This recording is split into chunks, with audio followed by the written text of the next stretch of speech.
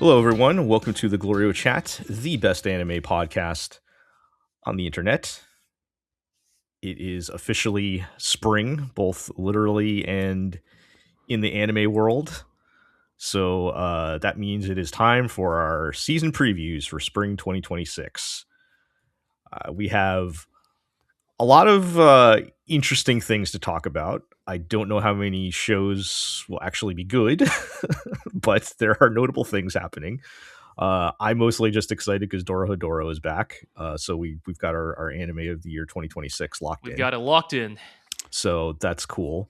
But yeah, let's not waste too much time because we got a lot to talk about. Let's just introduce everybody and get into it. I'm Gel. I'm joined by Iro. I'm still here. I'm not dead yet. Still with us. We are joined by G. John Cygames, I'm begging you, release us from this hell. Oh, what happened now? I'll just keep it very short. There's a new career scenario in Uma Musume. Oh no, that's like a brand new game. Yeah, and the gimmick of this one is, what if your dailies now took 3 times as long? Oh god, that already took too long for me. What if they add Slow Dancer to Uma Musume? We'll talk about that later. Yeah. All right. My condolences, G. We're also joined by Zig.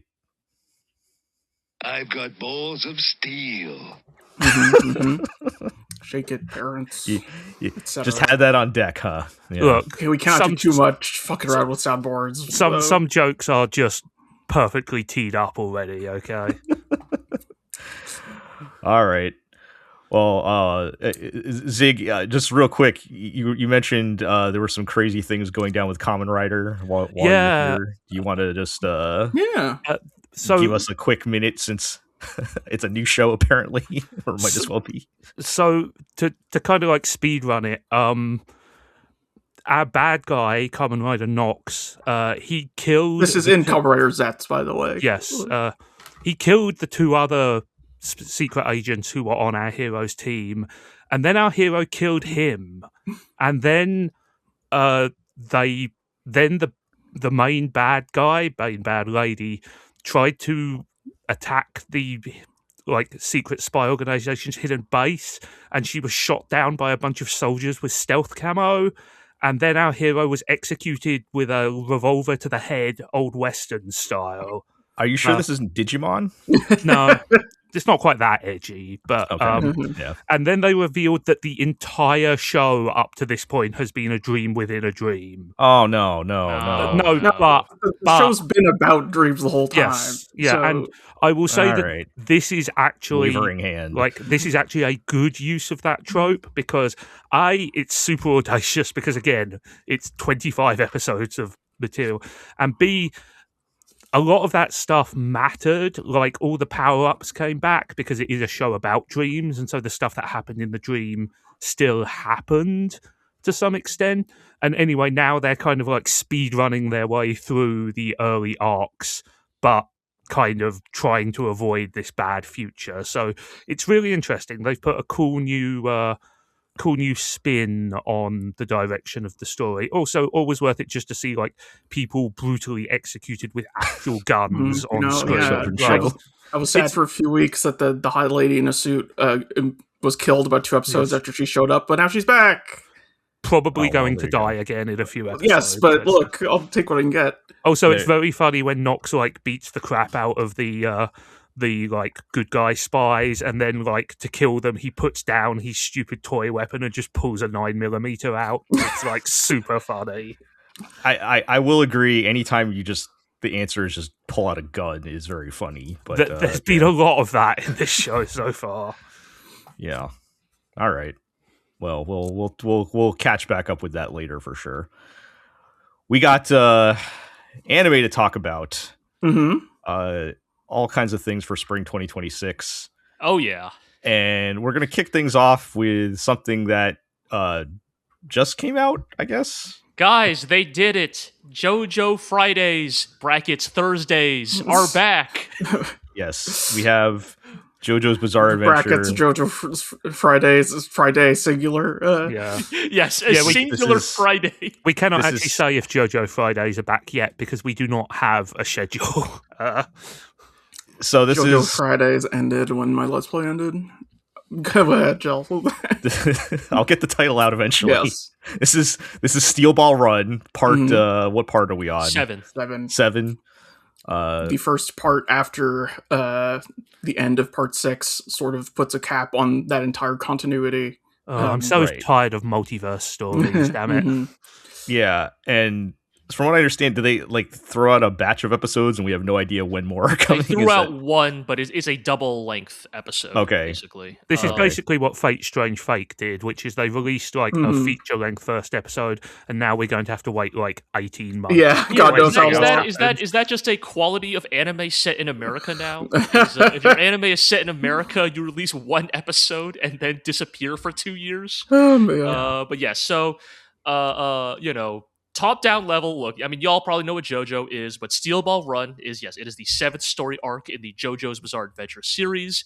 As we alluded to, the sort of gimmick with Steel Ball Run is that this is sort of a...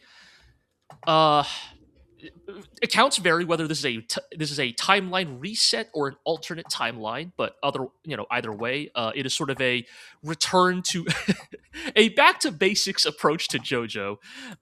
We are back in 1890 in the American West. We are telling the story of Johnny Joestar and Gyro Zappelli, who are participating in the Steel Ball Run, a race organized by millionaire magnate Stephen Steele.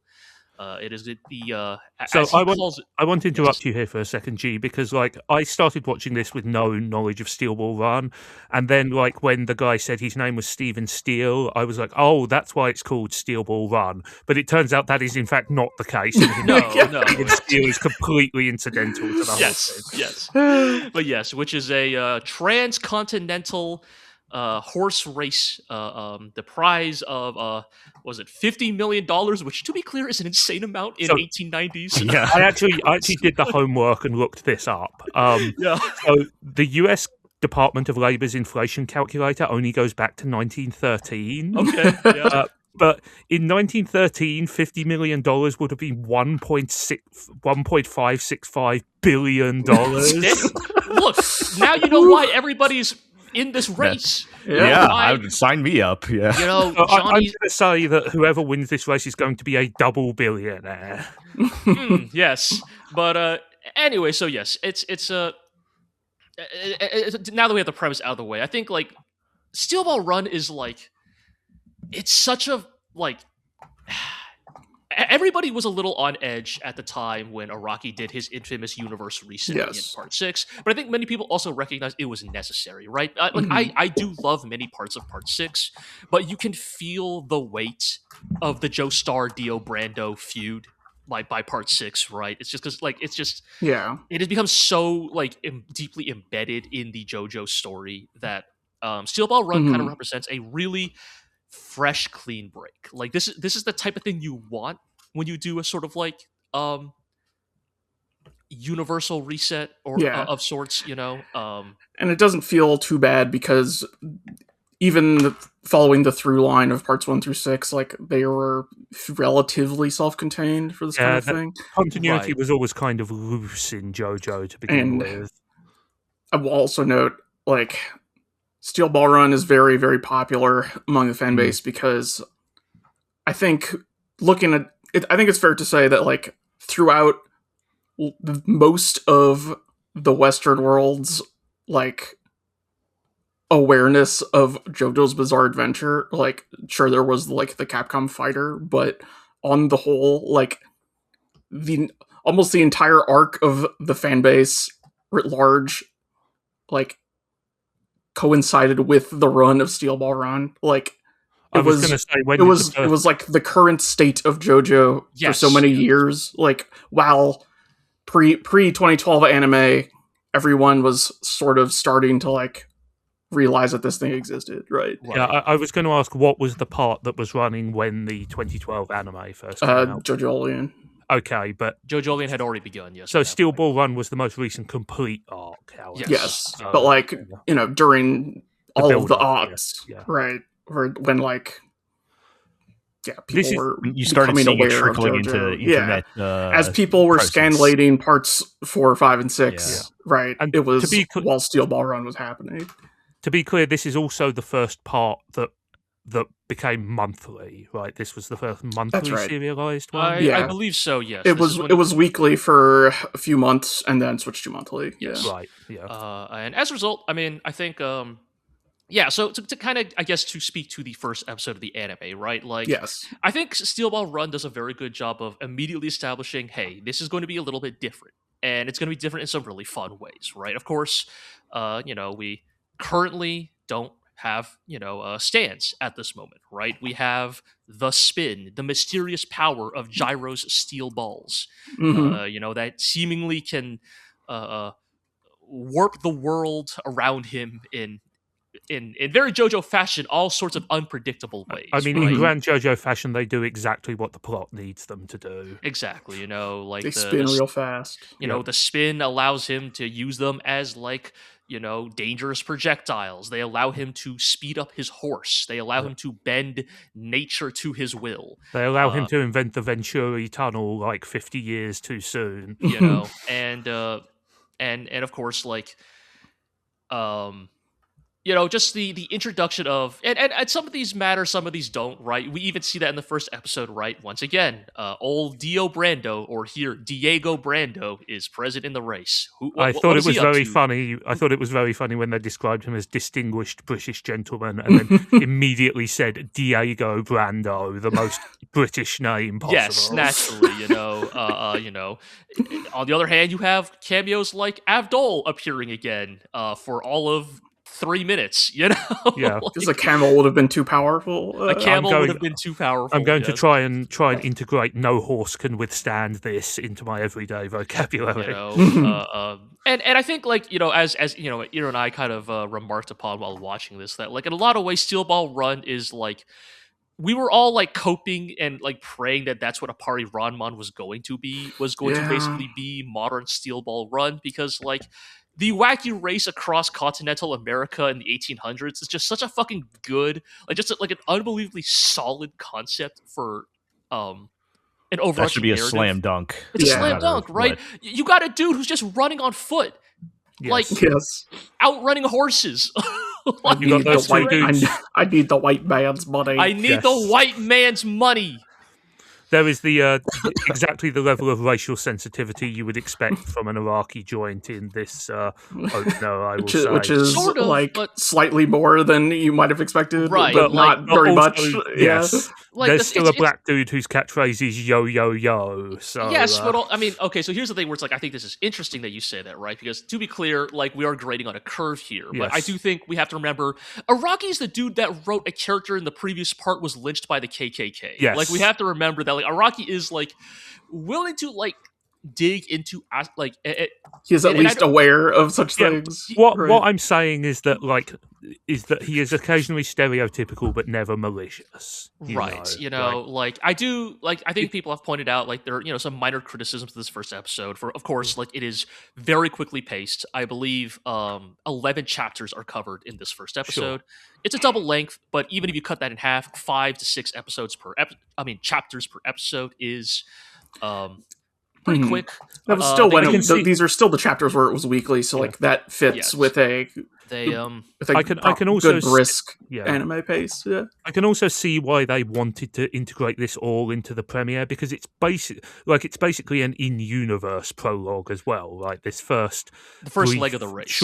This super short leg of the race is an almost perfect encapsulation of everything that's. I do think it's a good idea. It's just that it's the classic thing of little things have to be cut here and there. There's some fun, memorable vignettes that happen early in the race, before the race even begins, that kind of establish some of the characters that they think they had to sort of truncate or skip. I think you can sort of read into it, but it's one of those classic things of Poco Loco's backstory.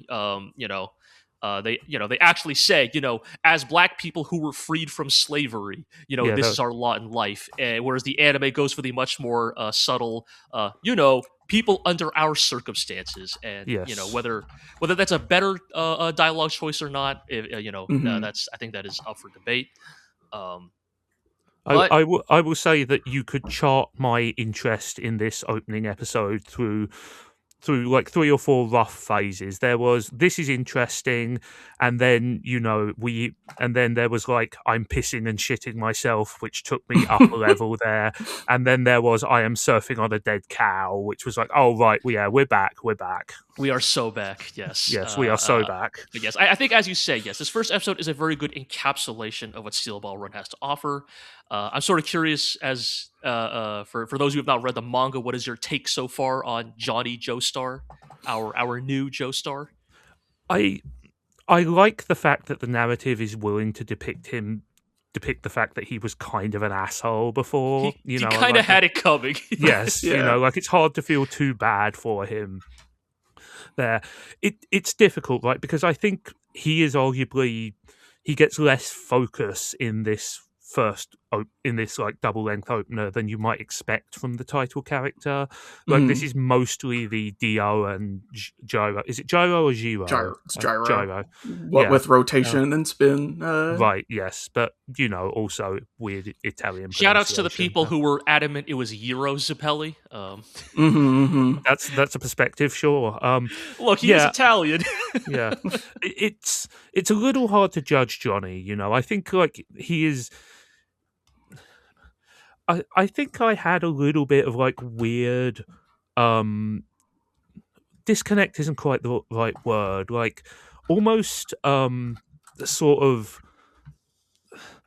The thing is, like, we are back in Victorian times, then therefore mentally I'm like, okay, we're back to Phantom Blood and stuff like that, But the style of JoJo, both artistically and storytelling-wise, has evolved so much since then that it's kind of weird to see, like, the Super Bishi Part 4 onwards designs back in this, rough and tumble Old West story there. Right. I'm intrigued by Johnny, I think that it's interesting, having a disabled protagonist is interesting, and I hope that they explore that aspect of his character.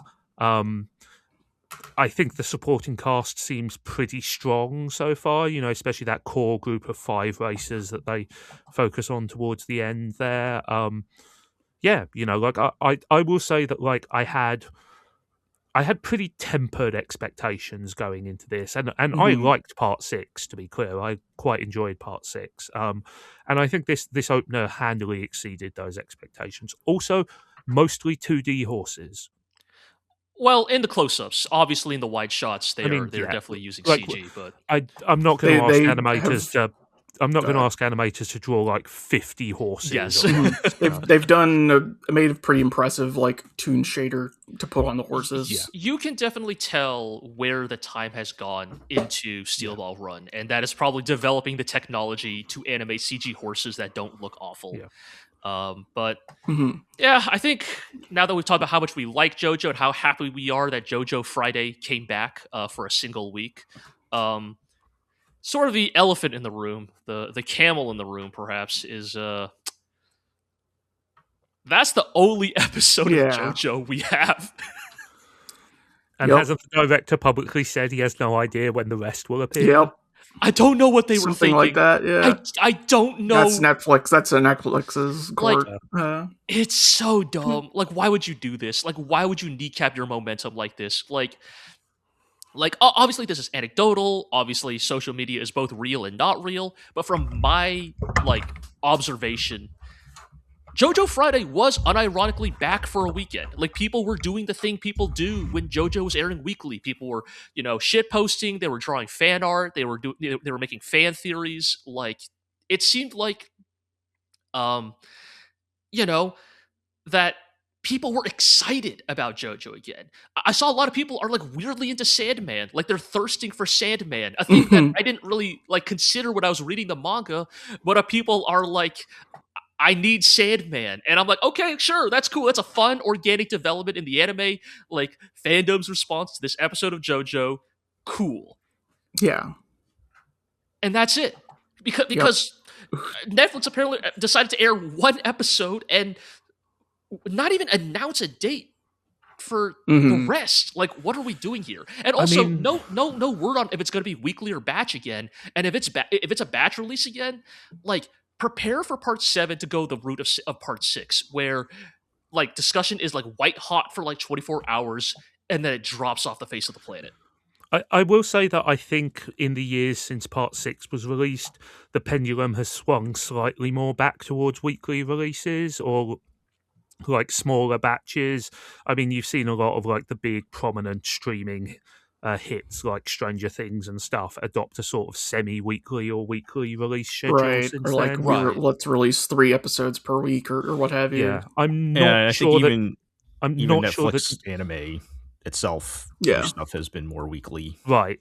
Delicious in Dungeon was like that, right? So I don't know whether they care enough about JoJo to give it that treatment, right? Like I'm not sure. Like, that's an insane thing to even say out loud, though, right? Like, it's fucking JoJo.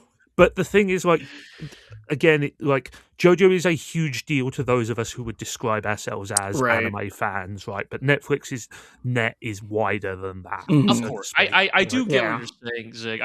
I think it is like it is insulting to a story of this caliber, of this import, right? Like, what do we always say? Every shonen is secretly a Dragon Ball or a JoJo. I mean, I get it, you know, like it's the Netflix JoJo thing is sort of the archetypical deal with the devil, right? Like part 6 and 7 wouldn't exist if Netflix had not taken over the production, or they may have existed in extremely cut down form, so to speak. But there's just not a market for like part 6 was 39 episodes, right? It was a triple core show, I seem to recall. Is that correct? I think so. Right. It's been a hot minute. That's just kind of not something you can sell to like Japanese TV anymore. Like the number of not concurrent, not like in a row though. Anyway, right? Yeah, I mean, like, but even separated out into seasons is becoming a tough. I don't know. Right? I think we're gonna have to like agree to disagree here, because we're talking about JoJo's Bizarre Adventure. Like, we were talking about like. Yeah, one of the most important manga like ever made, and if you're like a shonen battle sicko, but again, no, okay, let's be clear. If you're not a shonen, I'd push back on that too. You are severely underestimating JoJo's influence on perhaps, you know, but like I'm not even talking influence, like in terms of just like popularity and reach even deeper into, you know, it might not be on the level of a, you know, Jujutsu Kaisen or a Demon Slayer or whatever in terms of like mainstream. That's what else I was going to bring up. Well, go ahead, finish. Go ahead, Iroh. You can just like, and maybe this is because Netflix is being tight on the purse strings, but like I did appreciate watching this, that it was still broadly in the style of the part 1 through 6 anime, and which is to say, it's not even really trying to participate in the Shonen Jump arms race, so to speak, of Demon Slayer and Jujutsu Kaisen off over here, like, I mean, burning people alive. I think the point I was trying to land there was that it's a popular show, I mean, JoJo is in the Louvre, all right. Like we have to recognize that. Like, we were talking Excuse me, Rohan is in the Louvre. Thank you. Sure, Demon Slayer will never be in the Louvre. Right. The point I am making, right, is like we cannot be like, oh, poor little JoJo. Like, we were talking about like. And to be clear, I'm not saying that. You know, I'm just saying that Netflix is in the business of, you know, looking for hits that hit potentially tens of millions to hundreds of millions. And I guess what I'm saying is, like, there's not many bigger ones you're going to get. I mean, there's some, but like... Yes, like, of course, if you're talking about, like, mainstream success, like, yes, a Jujutsu Kaisen, like, yes, we were talking about, like, the hot it thing at the moment, right? But, like, you know, JoJo is a legacy franchise, right? Yes, I'm not denigrating the importance or the popularity of JoJo. You know, I am just playing devil's advocate in the sense that streaming people are looking for white hot mega hits that flare and disappear. I just have to make sure they that want some return for the minimum amount of effort. Yes, I am just making sure we are having this conversation, because if anybody clips something out of this podcast of us calling JoJo a small, obscure series, we will never live it down. So I need to make sure we are acknowledging that is not the case with JoJo's Bizarre Adventure. By saying that, you have made it super easy to clip out that bit. He says JoJo, small, obscure series. All right, we need to keep moving. Yeah. Yes. My last note here, because I just wrote down the director for every show on the list. The director for Stillball Run was the director for Part 4 and Part 6. Sure. I mean, David Production has been very good at maintaining a continuity of style across these shows, even though it has been going on 15 years since they started, So I will just say that I was very excited and very happy to have JoJo back, and I look forward to whenever the rest of it appears. It's going to be very funny if there's just another episode next week. Yes, I mean, if they're just fucking with us, because we can't rule that out, right? No, but it's. I would love for that to be true. Yeah, I've seen some cope that there's some Anime Con coming up in the next week or two, and where they're they're totally going to announce there when there's more, and I'm like, I don't know, man. Most importantly, because we have not yet had a regular episode, we do not know what the ending song. I know, or the opening. Yeah, I mean, I feel like the opening might be a lyrics version of what was it, Steel Ball Run Dance, which was the music which played. But that's like no, they always do they always have a unique OP. Like they're not. That feels to me very much the track titled Golden Wind, which it plays whenever Giovanna beats someone's ass. Right. I know we got to move on, but what are our guesses for the ending song? I mean, I guessed over a year and a half ago. I guessed the moment they announced this that it would be "Wanted Dead or Alive" by Bon Jovi. That would be very, very good. Might be a little bit Johnny too Cash expensive or something. for them, but I mean, there was that racehorse called Ghost Riders in the Sky. So there's some good horse names in that. Yes, yeah. But yes, I called my shot a long time ago, and I'm sticking by it. I hope you're right on that one. Zig, it would be fantastic, but the perfect choice. It would be a very expensive choice. Is the thing. Yeah. And finally, shout-outs to all the... Apparently, it is the Year of the Horse. Shout-outs to all the artists online who are drawing Uma Musume versions of Slow Dancer and Valkyrie, which are Johnny and Gyro's horses, respectively. It truly you people are doing God's work. Truly is the Year of the Horse. So many horses would be dead if the JoJo universe had any relationship to real life physics. Yes. Here. Yeah. All right. Let's move on. Let's get into stuff that hasn't aired yet. JoJo's Bizarre Adventure, Steel Ball Run. Yeah. We can kick things off with Rooster Fighter.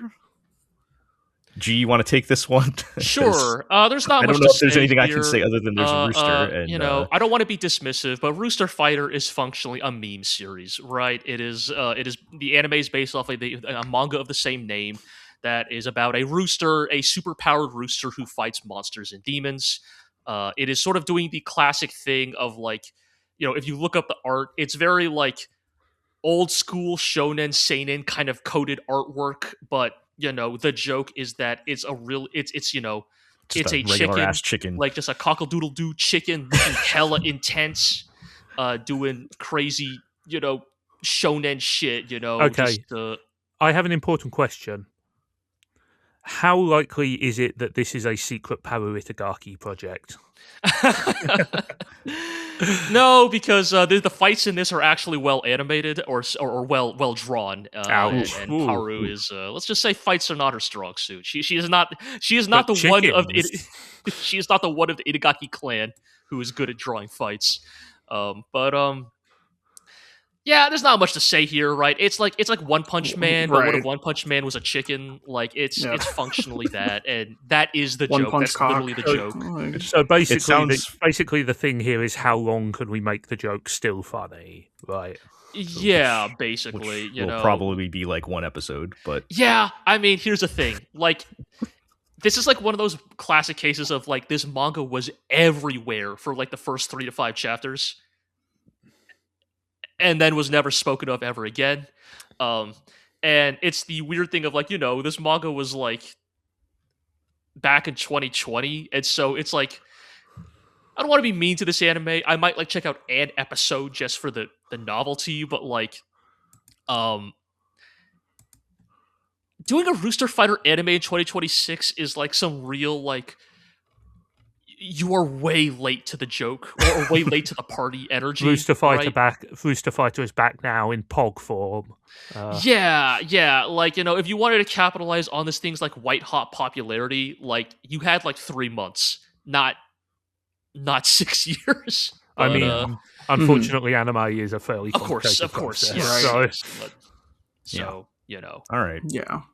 The director for this show is Daisuke Suzuki, who's mostly been a CG director for many, many, many shows. Is this what Sanzigen is doing these days, huh? Remember them.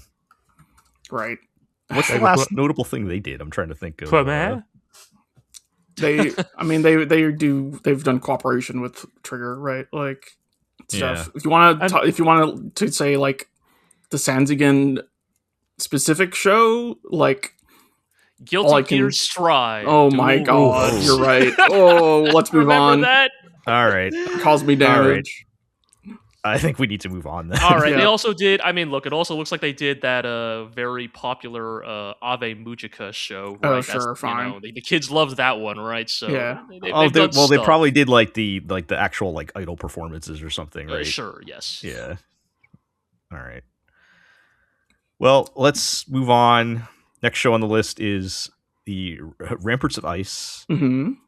I put this on here because this is by the same author of You and I Are Polar Opposites, currently airing this season. So I guess her two manga that she has created are getting anime made back to back. Oh, yeah. And the director of this is Mankyu, who directed Migi and Dolly. Okay. Yes. So that's also interesting. But yeah, this looks like, so it is another high school romance story. This one looks to be a lot more down to earth and maybe a little more serious, whereas You and I in Polar Opposites, people have pink hair and stuff, and it's very cartoony. This one looks a little more serious. Okay, but counterpoint, the zaniness is the good part of You and I Are Polar Opposites. So, well, yes, but also I give that show a lot of credit for being very well written. Sure. Okay. Fair enough. So it's a contributing factor. So I'm willing to give this a chance on the and looking at the trailer, it's not like all like deadly serious. There's still the main girl is still making dumb anime faces, but it's a little more subdued than the currently airing show. This is actually also written prior to You and I Are Polar Opposites. So this is her first manga, which is kind of interesting. But I mean, you see that quite a bit, right? If somebody writes a breakout hit, their back catalog gets mined a bit for stuff. Yeah, but this is like literally back-to-back seasons, so like it's interesting. They must have started like talking about this, talking about the production at about the same time, right? Yeah, but yeah, I mean, story-wise, like I said, it's the main girl is. She's a quiet loner, and she makes friends with a outgoing boy, and they make some other friends. And so I think on paper, there's not really much to talk about there. But much like the other show that I'm currently watching, it's all in the good writing, and you have to kind of watch it to appreciate it. So I'm willing to give it a shot based on the pedigree.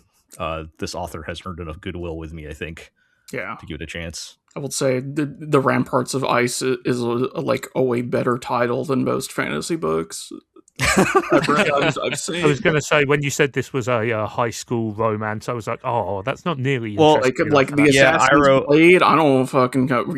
The Ramparts of Ice. I go, oh. I feel like the Ramparts of Ice would be like the second book in a teen fantasy series. like you have like the first one, which is like the more like normal like the castle of whatever, and then the second one is where they go to the ice world, right? Sure, yeah. That kind of thing. But and yes, see, I went in a completely different direction. I thought this was going to be like, an anime about some type of like ice-based sport, like skiing or skating or something. Yeah, hockey. Yeah. could also work. You know, he's the top goalie in the prefecture, so he's called the Ramparts of Ice. Yeah. I'm assuming it means the ice walls around her heart that are made by her friends. Yes, I believe that is. It's probably what that actually is. All right. Speaking of ice, massive. Yeah, speaking of ice, Iro, thank you. We can move along to talk about Snowball Earth. Yep. I think this is a mecha show. So it seems. Looks like it's a manga adaptation. I felt obligated to talk about it. What is a mecha show? Well, it's a boy and his giant robot, so that's a start. Yep. The robot in this, I watched the trailer and I saw the robot in this, and the only thing I could think of was I was like, that looks like the Chibi Kapool from Gundam Build Divers. Like, it kind of does have those proportions, right? Yeah. Hold on. The Kapool already kind of has chibi proportions. I know. How do you make a chibi version of the Kapool? I mean, look up the Momo Kapool. Like, but yeah. So this is the young boy goes with his super robot to fight aliens, and when he comes back to Earth 10 years later, the Earth is now frozen or something. And right. We got to figure that out. It looks very it's very colorful, sort of. Looks like it's a CG show with interstitials, right? Yeah, it's not bad. I mean, it looks okay. Looks fine. It is definitely the modus operandi of the modern mecha anime. This is also directed by Munehisa Sakai, who directed Zombieland Saga and Dance Dance Danceur. Oh, good. But yeah, I mean, the premise is like potentially interesting. I mean, look, man, who amongst us who grew up in that era does not hold Lost Planet somewhere in their heart? The millennial yearns to return to Lost Planet. Maybe 1 and 2. We don't speak of 3, but 3 is fine. 3's fine. It is just, yeah, man. Lost Planet, like those were some games. The thing I mostly remember now, we can't go on this tangent. Capcom. The thing I mostly remember now is that Lost Planet 2 basically invented Destiny like 10 years before Destiny. Yeah, it was like I mean. Kind of cool at the time. At the time, everybody was super upset. Like, so Snowball Earth. Okay, yeah. I mean, this might be cool. I mean, I don't know. You know, it's like, I mean, Icy Apocalypse is a fun setting.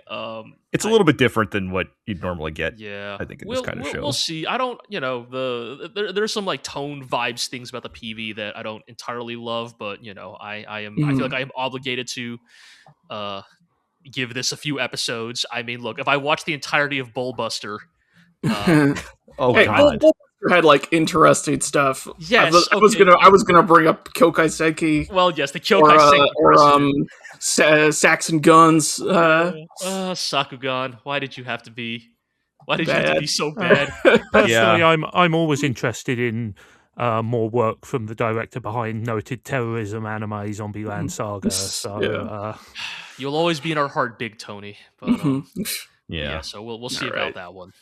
Yeah, I don't know if it's gonna be good, but like I said, I feel like any scrap of mecha anime we get in 2026, we're probably obligated to talk about in some capacity. Yes. Yeah. So, all right. Let's move on to Akane Banashi. This is the Shonen Jump Rakugo manga. Yes. Yeah, this is I would not call this the premier Shonen Jump adaptation of the season, because Akane Banashi is definitely not that type of story, but like it is probably one of the more high profile works to come out of the out of Jump in some recent years. Notable for a number of reasons, right? Female protagonists, the Rakugo focus. Like it is very much sort of it has kind of been looked to as like one of the heralds of sort of the new generation of Shonen Jump, right? Right. Yeah.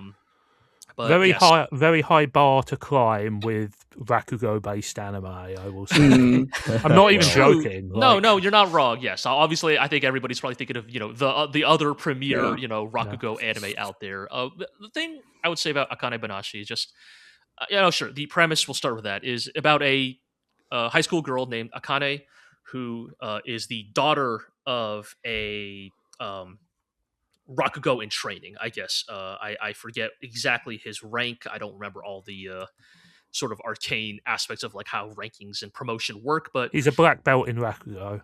But basically, during his like promotion test, her father's performance is so offensive to the head of the school that the head of the school declares that every participant of that year's promotion test is permanently expelled from the school. That seems fair. And yes, and that is sort of what drives Akane to become a Rakugo herself, to basically sort of prove her father's style did not deserve to be treated this harshly, and also to extract some answers out of the head of the school for, why his actions, right? Mm-hmm. And sort of like begins to chronicle her journey into apprenticing under a master, moving up the ranks, learning new stories, and developing her craft and kind of finding her own voice as like what type of Rakugo is she. And I think the thing I would always point out is like I think Akane Banashi is a very charming manga. It is also a manga published in Shonen Jump, and to be clear, that does not mean that like he's got the snake style Rakugo, but there is a little bit of the like. Right. I was going to ask, because Rakugo is like quite regimented, so I'm curious how they do that. Yeah. I was going to ask, like, at the end of the day, is this just a sports anime?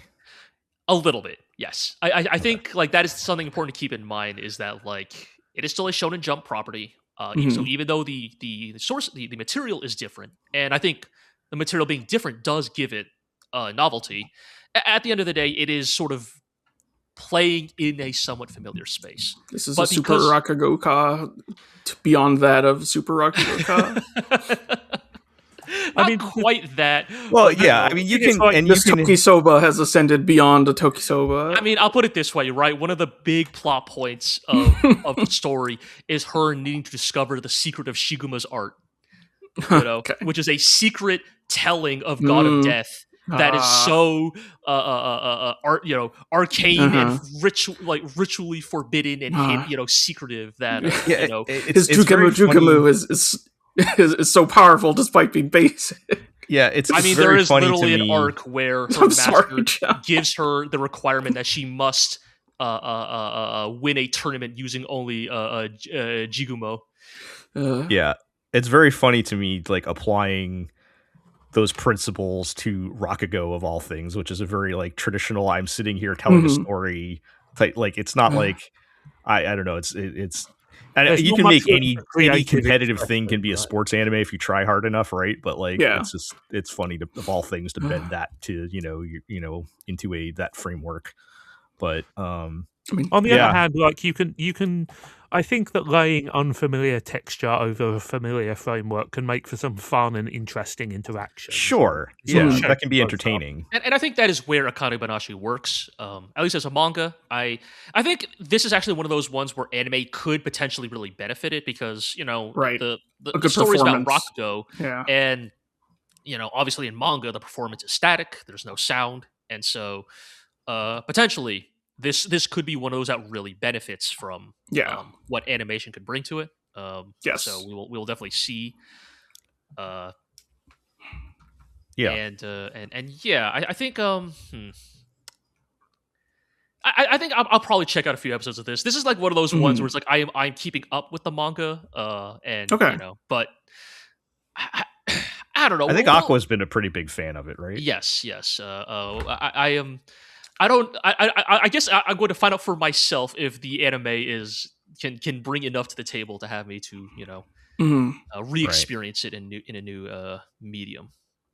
Yeah. Right. All right. My notes here say this is being directed by Ayumu Watanabe, known for many Doraemon films, Mysterious Girlfriend X.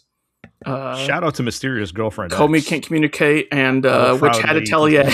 Wait, is he directing 2 shows in the same season? I think there was such a delay on Witch Hat Atelier. Okay.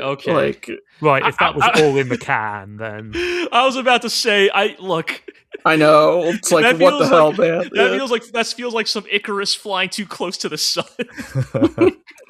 I'll direct 2 shows. Not even Tomino could pull it off. Shout out to Mysterious Girlfriend X. I'll still hang my hat on that even in 2026. A GLORIO top 10 show. Was it? It was in the very first top 10. Maybe. Okay. Yeah. I guess it was a top 12 the first. Shout out to Showa Genroku Rakugo Shinju. Yeah, look, the thing that makes me get a little bit teary-eyed every time I even think about Jukemu. Like, yeah, obviously a very different take on Rakugo, but that's a great series. Holding out hope for the Versus movie. All right. Let's move on and talk about Demons of the Shadow Realm. I only have this here because it's Domi a no notable... Tsugai. Yeah. Well, speaking of shonen. Yep. Yeah. This is the new Hiromu Arakawa manga. Yes. Manga of Full Metal Alchemist and Silver Spoon. This is being adapted by Bones, as one would expect, and directed by Masahiro Ando, who did Sword of the Stranger. Did Bones also do Silver Spoon? I think so. I want to say yes. I'm not actually sure. I didn't watch the anime. I just read the manga recently. Yeah. She also did the manga adaptation of Arslan, right? Senki, that's still going, I think. Okay, Silver Spoon anime was A1.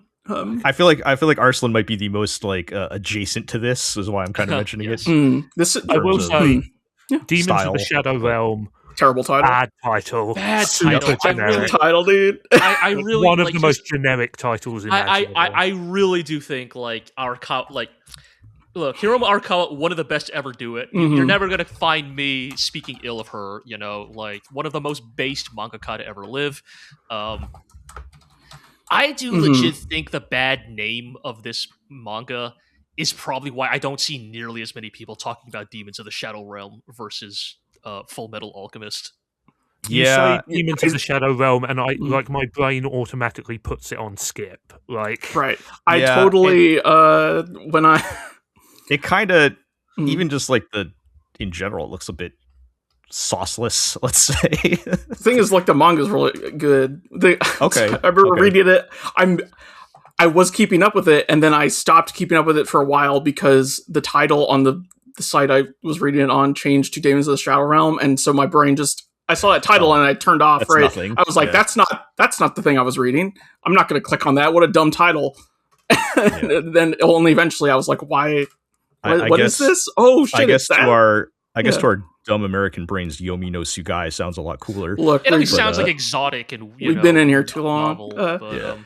Arakawa's good at what she does. What the broad premise of this is, it's almost JoJo-esque in that people have a Tsugai, which are the eponymous daemons. I thought you were going to say it's JoJo-esque because people are trying to get the white man's money. No, people have daemons, which are they're basically stands, right? They're creatures that contracted to them that always come in pairs, and this follows some siblings who grew up in a strange village, being groomed for a mysterious purpose involving particular Tsugai, and how they are dealing with that, right, as they escape the village, etc. I have been enjoying the manga a lot. I don't know if you're caught up or have been reading it, G. I think it's valid to say that Demons of the Shadow Realm is pretty good. I think pretty good is a fair thing to call it. I recently, because let me put it this way, I had lost the thread reading it month to month, and so I recently sat back down and reread it from the start. From the start, and that made a lot of things click together better. Because I absolutely need to do that because there are a lot of factions. Yes. Going around, and they have a lot of conflicting loyalties and goals, and none of them are easily sortable into good, bad. I think thoughts, right? The thing I would say about Demons of the Shadow Realm, and this is not to turn this into speaking about it as a whole, but in the context of as a preview, I think Demons of the Shadow Realm sort of displays an increased degree of narrative and character complexity that Arakawa has acquired in her maturation as an author. But I think somewhere in there, it loses the kind of iconic punchiness of Full Metal Alchemist. Like, right. I think, like, I am not one of those, like, FMA glazers, but, like, I do think that, like, you gotta give credit where it's due. Full Metal Alchemist is, like, one of the greatest shonen stories ever written. Yeah, I recently reread the manga. Yeah, it's such a solid, like, an iconic story, right? Like, the setting, the aesthetics. Yeah, you can go, all you want to. Like, you know, like, Ed and Al are, like, probably two of the most, like, iconic, like, shonen, like, characters, like, ever designed, I'll give you that. right? Like, they are unmistakable, right? Like, you will never mistake Ed and Al for any other, like, shonen property. And, you know, just Arakawa just has such a sense for cool, especially in Full Metal Alchemist.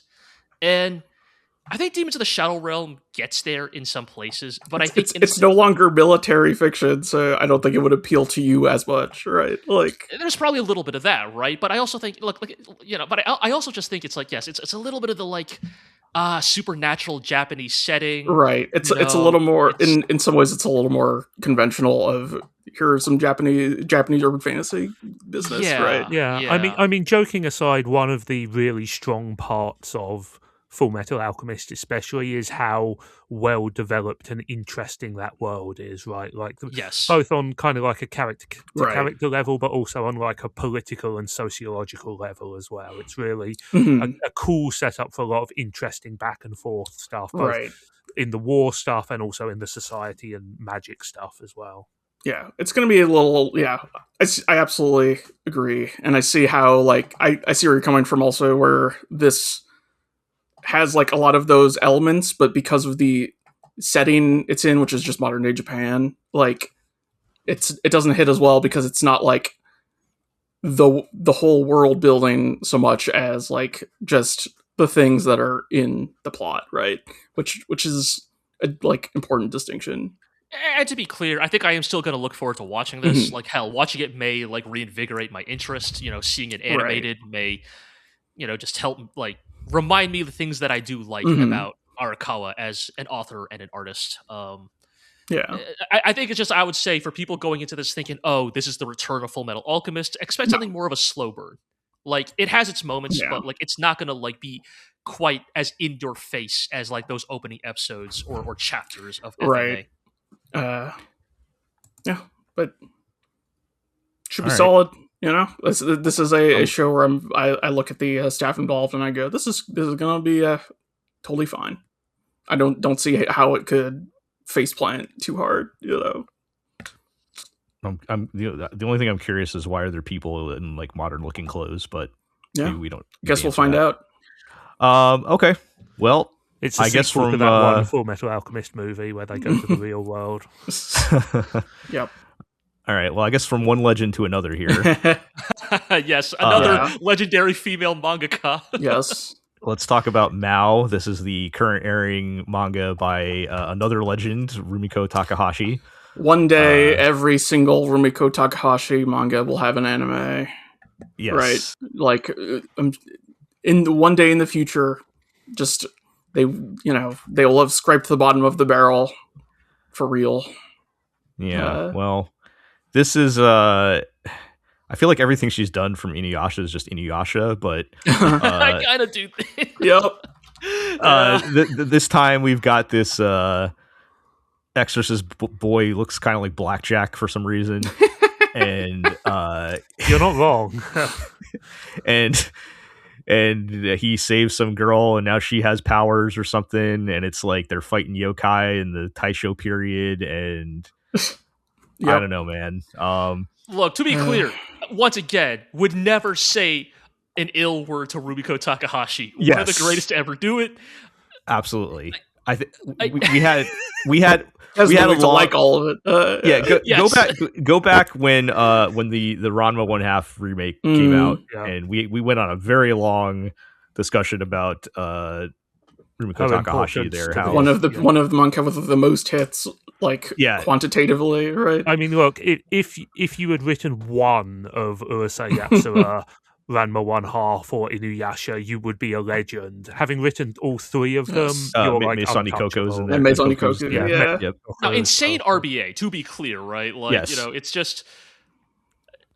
Yeah, but for our personal taste, for however, our crowd, yes. I think this is for manga that's still going. Also, yes, this is the current airing one. Which is funny because I look at the art style, and just because it's Rumiko Takahashi's art style, I'm like, oh, this must be old.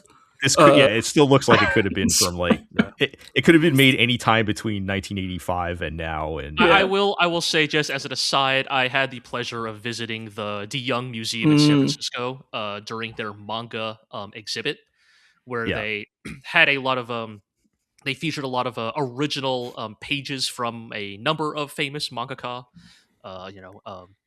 including Rumiko Takahashi, and they had a selection of her work there, ranging from Ranma and Urusei Yatsura all the way to Mao. And I think probably my main takeaway from seeing the artwork in person was, you know what, this is a woman who clearly found a process. And so has just stuck with it for the last 20, 30 years. If they had pages from Mao, like, is she still doing it by hand? Like, so Mao, I actually believe, has begun to. It's a hybridization. Like, I believe Mao, she still she still lines in pencil and pen, but effects like screen tones are added digitally now. Okay, like the inking level is digital, and so that is sort of an interesting thing. Yeah, I feel like you hear that about a lot of manga these days. You know, that like the key art is done by hand, and then a lot of like the background work, the effects the process became like was so streamlined to keep up with the schedule, right? Turns out nobody wants to screen tone by hand. That was this is being directed by Teruo Sato, who also directed the Yashahime thing, so there's a lineage there of I will say with Takahashi, even when the material is, you know, fairly cliched, as I think the premise for this is, I always enjoy her characters. You know, I always enjoy the interaction between her characters, and she normally is pretty good at putting a spin on even relatively uninspired material. So I have no doubt this will be like fairly decent. It's also being produced by Sunrise, which is like interesting.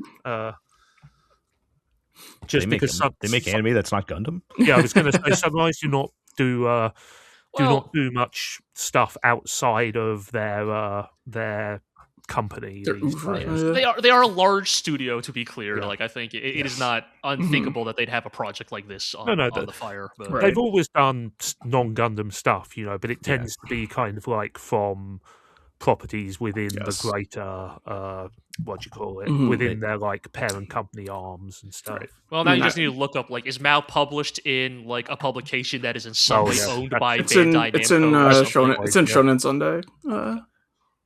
So Shogakukan. Is that owned by? Is that in some weird, like, unexpected way owned by Bandai Namco? Eventually, no, I don't think so. Okay. You know, I did mention Yashahime for the director, but he also directed like half of the Gundam Unicorn TV version. That doesn't mean anything. I know it doesn't. TV cut of Unicorn is... I just had to write down something here.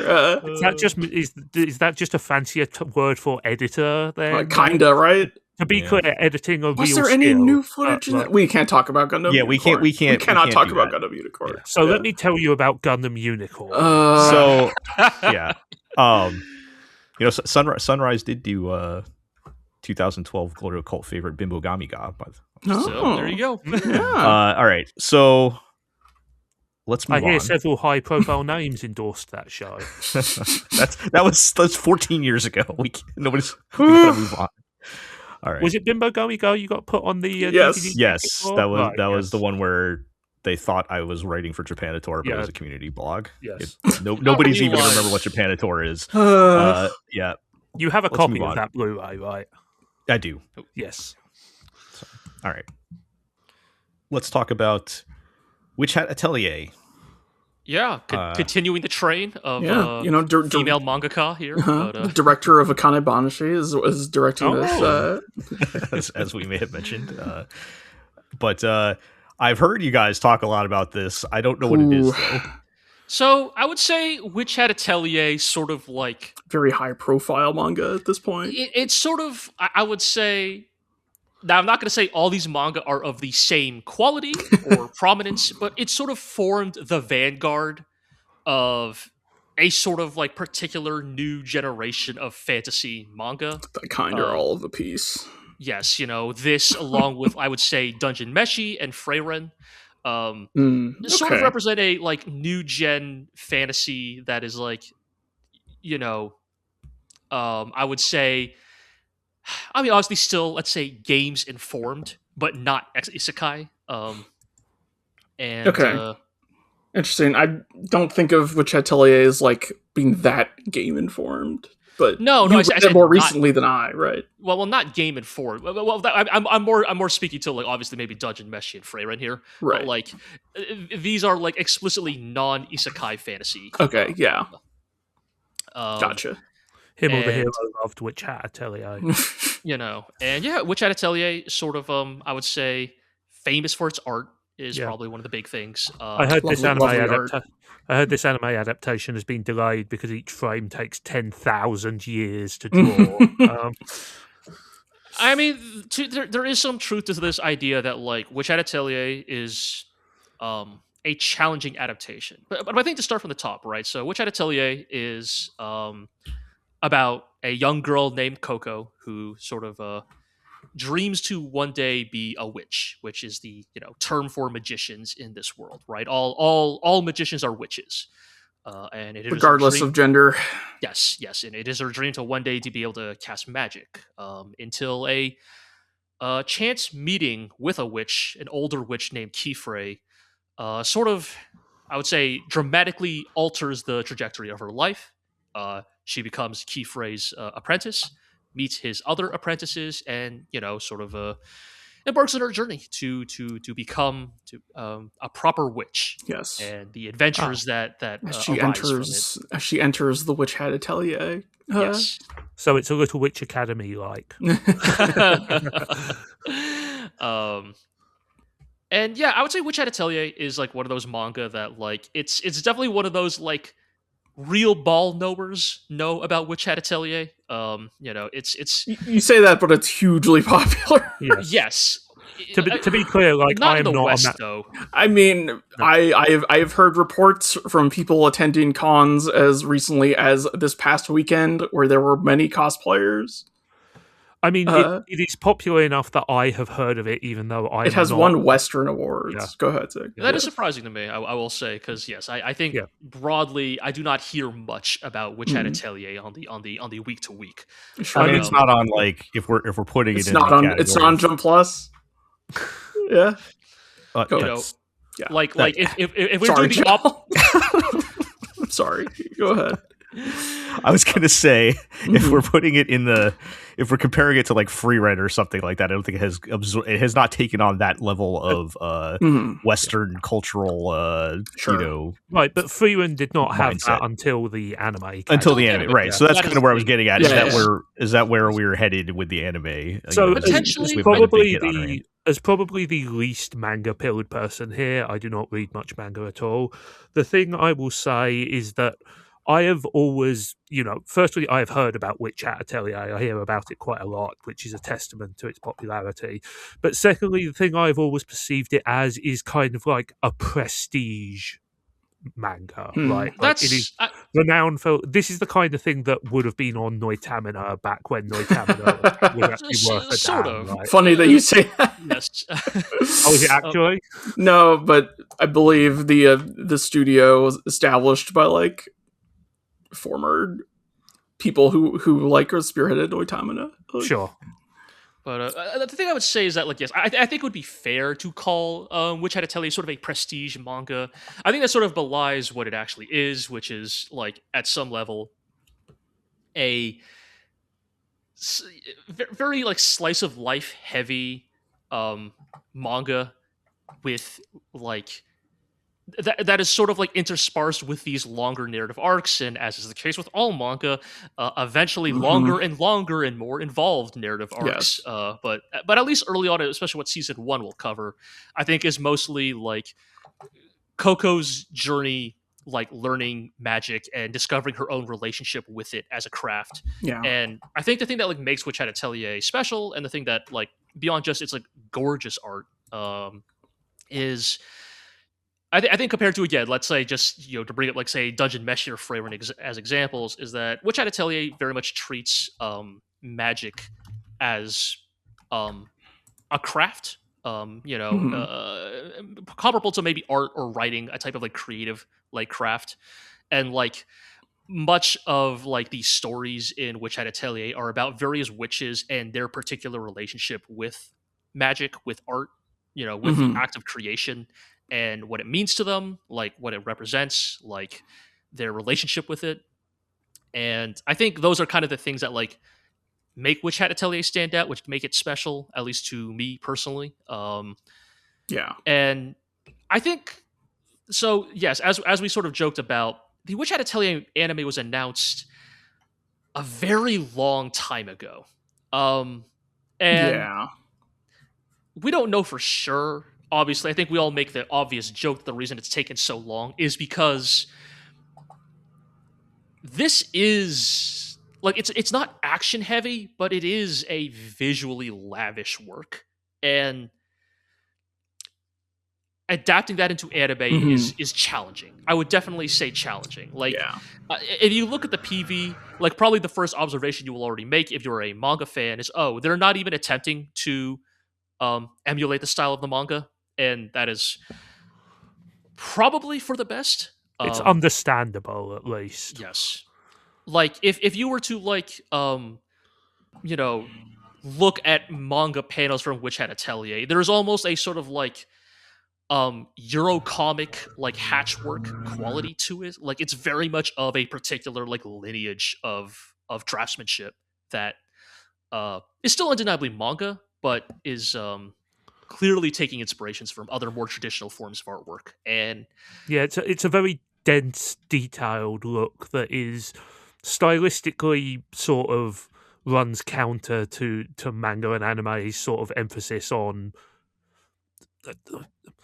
stylization. I don't mean that it doesn't have style, but it is leaning towards, it's more realistic than I would say a lot of. And so I think the manga anime has been hired for like multiple covers and comics of like Western properties, right? Like they've got that kind of style, right?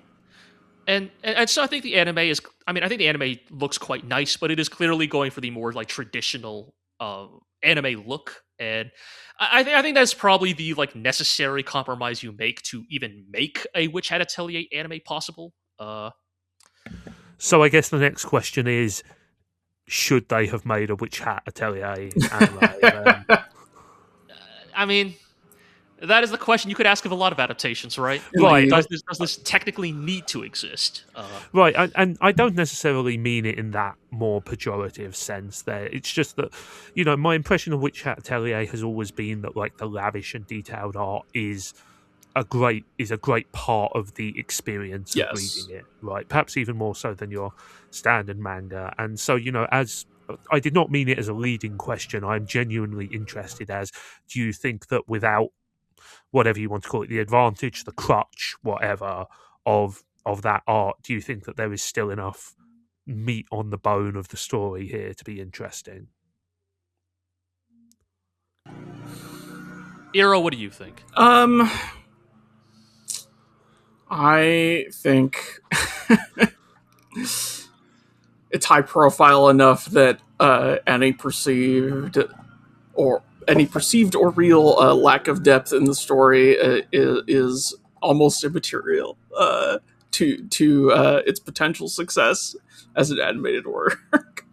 Okay, so the answer is no, is what you guys are trying to say. It's not that. It's like when I was reading the manga, I was enjoying it quite a bit, and also kind of being like, the story is fine. It's totally a-okay. That is like here's the thing. Right? I do have a decent amount of affection for Witch Hat Atelier, but you're not going to hear me crowing from the rooftops I am not joking when I say that like Dungeon Meshi is like one of the best written manga of the last 10 years, right? Like I'm not like playing like that is not me shitposting. Even the goofy food anecdotes, I'm just like no, you don't understand. Like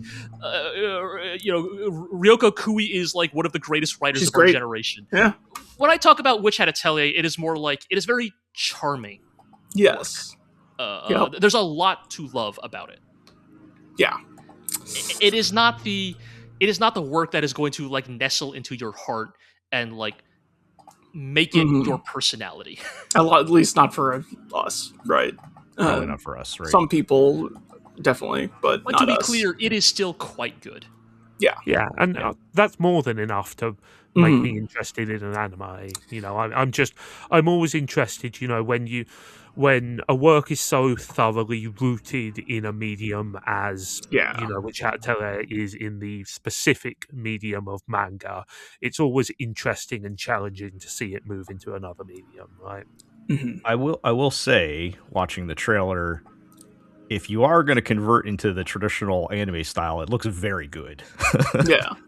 In terms of like the level of animation and everything. Like they're not, you know, sparing any expense on making this thing look good in that style, right? But I can definitely see how some of the unique charm of it gets lost, right? When you lose the manga style. Yeah, this was announced in 2022. Jesus. And was meant to air in 2025 and was delayed. Right. Well, so. Well, we're going to talk about DOROHEDORO later. I don't know. Yeah, this has been animated by Bug Films, who did Zom 100 and Can't Communicate. They spun off from OLM. Both of those. Speaking of delays, right? Yeah, both of those shows look good. Yeah. All right. Well, we will see how that one goes. Let's move on to the weirdly localized title, Eren the Southpaw. When I saw this title, I was like, "Oh, there's a new boxing anime." Oh, okay.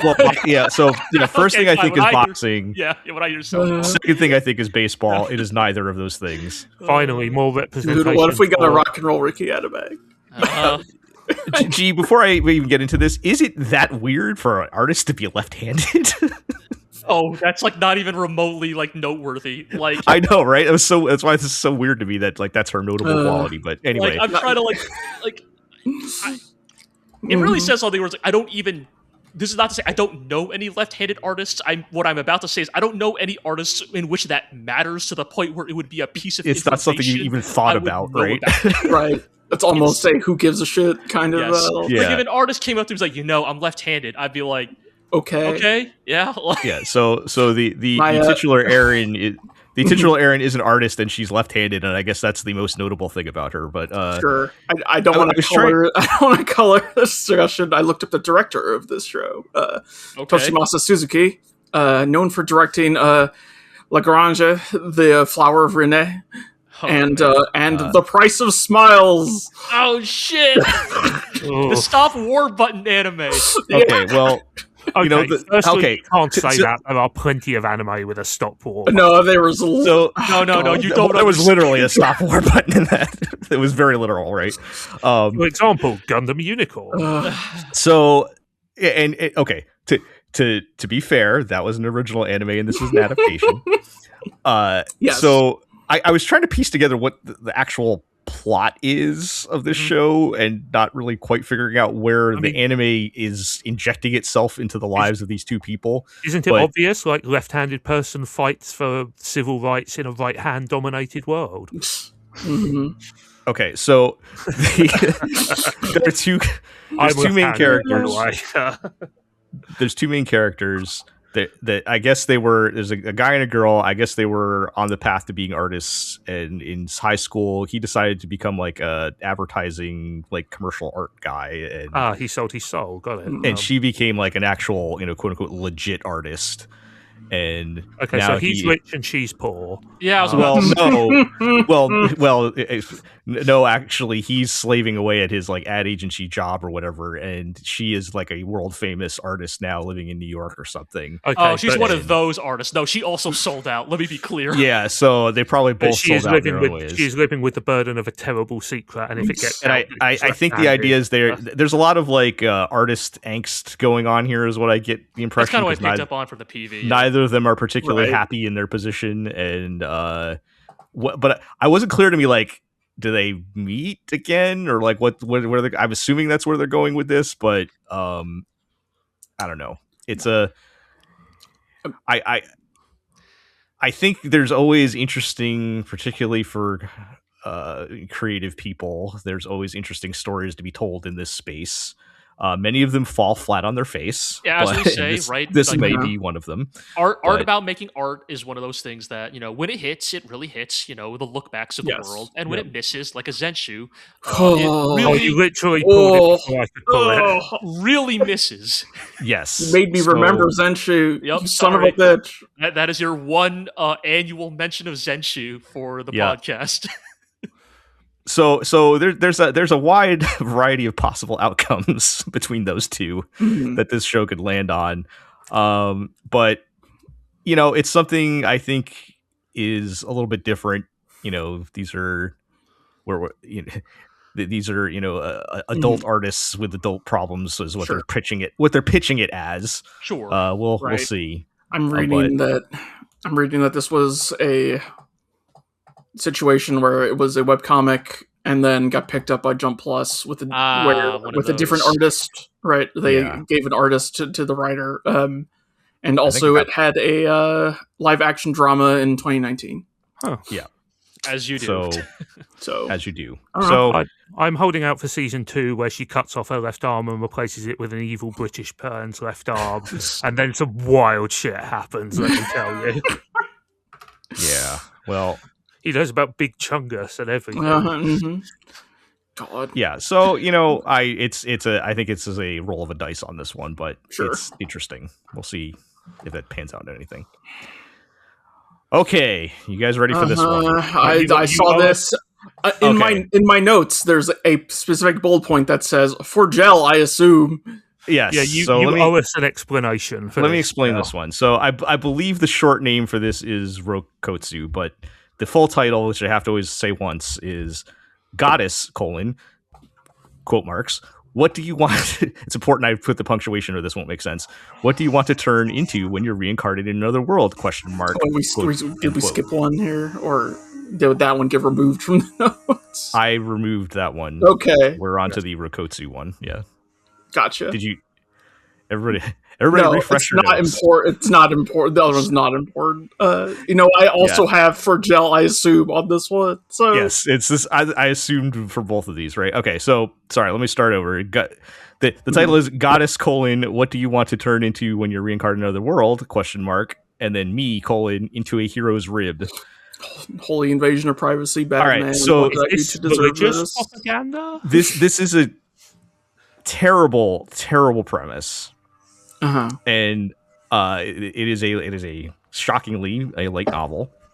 Really? About this guy. Was it on Shosetsu KNHIRYCREPXGWOZB? I didn't even check that far. It's this guy that he gets isekai'd, of course, and he's like keeps scamming the goddess to keep reincarnating him into other worlds until he finds one that he wants to be in. So it's going for more of like a, I'm not going to say parody because these people don't understand parody, but it's more of like a jokey thing, like maybe like Konosuba or something like that is the impression I get, right? Okay. Which that in itself is still terrible. This is all still terrible. Well, I think the thing that is probably notable, I think that you're about to get into here, Jel, right, is you watch this PV.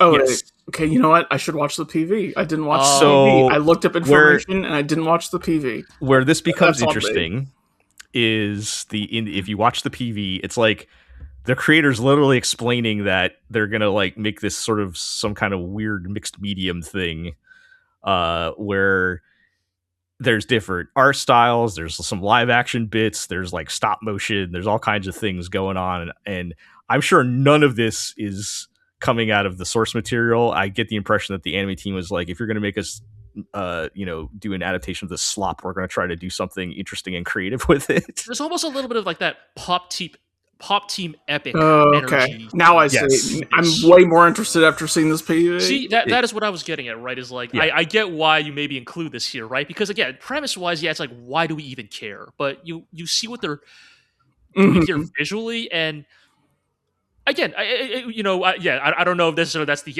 I don't know if Gel's sentiment is necessarily accurate, but there does feel a little bit like the studio is like, okay, look, if you're gonna make us like do something like this, we're gonna find a way to spin on it. We're gonna find a way to make it stand out in the just endless sea of isekai adaptations. Yeah. So, I mean, there's a Super Sentai segment in there somewhere. Like, there's a lot going on. The director of this, as I skimmed through their resume, I was like, this isn't. I don't care about this. I don't care about this. I don't care about this. And then what it was is, he directed all of the EDs for JoJo's Part 1 through 4. Oh shit! Okay, well, specifically the EDs for whatever reason, and I'm like, many of those are panning stills. However, I was gonna say those are more notable for the song than the but visuals. I went okay. But look, they did something that I care about. So there's still definitely a sense of style to those EDs as well. Yes, and then this PV is doing a lot to sell me actually. Yeah, so. I think it's worth checking out an episode, and I think we'll know very quickly what the vibes are. Whether it's, I would love if they were going full Pop Team Epic. I doubt that's what we're getting. No, I as always with these PVs, I assume they're showing the most wacky, outlandish stuff. But however, the Pop Team Epic director will appear later in this podcast. Yes, but So how much they can actually do with this, hot garbage premise, which they'll have to, I'm assuming, stick to in some way. I don't know, but it's interesting at least. So we'll see. Yeah. All right.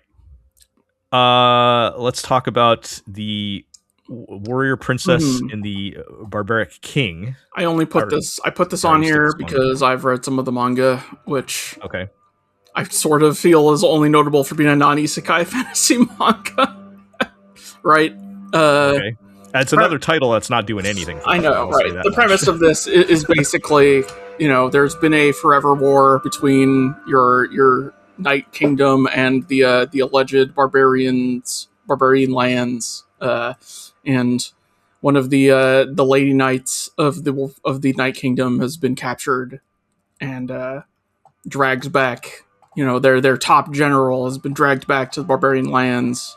And we get some completely played straight, going native. Oh, these barbarians are actually far more sophisticated and tied to the land and understanding of the workings of the world than us, who are, just genocidal nobles who want to take over, etc., etc. Which, look, not that good. The plot of this is not that good. Sometimes you just binge a manga because you go, it's not isekai. Is our bar really and truly that low? Maybe. I've had low points. Fantasy. My other note here: Lady Knight main character is 26. This is notable, I guess. Okay. So what you're saying, Iroh, is you are not immune to hot lady night. I'm not immune to hot lady night. None of us are. I get it. Right. And so it's like, yes, she comes to understand the culture she was taught to hate all of her life is actually deep and loving, etc. And maybe this barbarian king is actually hot, and maybe she's okay with staying here, etc. I don't have any hopes for this whatsoever. I don't think I even care to watch the anime. I feel like you just gave us the whole plot anyway. Yep. Like we it's our writes itself at that point, right? Pretty much. But I read a bunch of the manga at a certain point and went, this is okay. It's not. It's better than what I went to another world and I got a cheat skill and I fuck 100 beastmen or whatever the hell, right? Like, hold on, let me make up another isekai title. Read that manga. I went to another world and I got the cheat skill that lets me enslave women. I went to another world and my dick is huge and. And then I came back to the real world and I fucked the prime minister. I don't know. So what you're saying is, I went to another world and then they summoned 300 other heroes, but they were all Gyarus and I fucked them. Isn't that just Fate Strange Fate? Get this man a publishing deal. Point is, look, It's Yes. when you're it's a non-isekai fantasy manga, and it's completely okay. 3 out of 5. Right. When you're starving for your fantasy manga and someone throws you a scrap of bread crust that doesn't have mold on it, then exactly. You're like, huh. I will eat the trencher with the head, a little bit of moldy meat on it. Right. All right. Well, with that ringing endorsement, let's move on. I'm sure it'll be totally fine. Yeah. The one thing I will sort of point out that is very funny is it looks like in a lot of shots in this PV, this barbarian king guy is like bearded. Yes. And then mysteriously becomes like a more traditional, like clean shaven pretty anime guy. So the gag is like he grows facial hair really fast. And so she thinks he's older than her, but he's actually like 18. Sure. And when he shaves, he looks like a Bishonen, right? But then he grows all of his hair back in like 2 days. Oh, so he's a younger man then. Okay. And so she's like, oh my god, an 18-year-old kid is trying to get with me, a 26-year-old lady knight. I mean... no comment. You know what? No, I'm not going to say anything else about that. No comment. Let's move on. So the next show on our list is... Yep. Okay, I'm going to say the title second, but Iro, you tell me if I'm catching the vibes on this correctly, because I think you checked it out. This is called Kujima, Why Sing When You Can Warble? And this is about a young schoolboy, he's like middle school age, that makes friends with this weird bird person. Creature? You kind of have this... Isn't this just the boy and the heron? Okay, so he doesn't... Alternate title for this. He's very clearly a bird, but he's kind of also like stylized, cartoony bird. He's not like a creature, literal Birdman or whatever. And he can like talk normal, but he also makes bird noises. He's very weird and kind of off-putting. And the vibe I'm getting from this is like, I'm assuming this is a comedy. And if you watch the trailer, a lot of it is like, it's very like, wistful, nostalgic, for youth, sort of, it feels like it's setting up almost like a healing anime type of slice of life situation with this boy making friends with this bird thing. But to everybody else, they seem like absolutely horrified by him. I mean, I would probably also be horrified if this creature appeared in front of me. They have like the reaction I think a real person would have if they saw this. Oh god, what is this? To podcast listeners, the bird thing we're talking about is like, I guess I would describe it as like, it has the coloring of a penguin, but it is like tall and lanky, like a man. Yeah, it barely meets the criteria to be called a bird. Think penguin, but with the vibes and energy of long, skinny Mario. Tall Mario, yeah, tall Mario. That's kind of what this bird looks like. It's very unsettling. And then when you watch the trailer, like when anybody else sees them, they're like freaking out. Like, what the hell is that thing? What is this creature? Yeah. So, whether or not that is truly what they're going for, I think that's kind of what they're going for, like as a comedy angle, and whether or not that has any legs to it, I don't know. But the only reason I advocated to keep this on the list is so I could list out the things that the director has directed. Okay, because you said this guy has been around a long time. Yeah. Okay. I'm gonna read out the who's the director? The director is Shinichiro Kimura, known for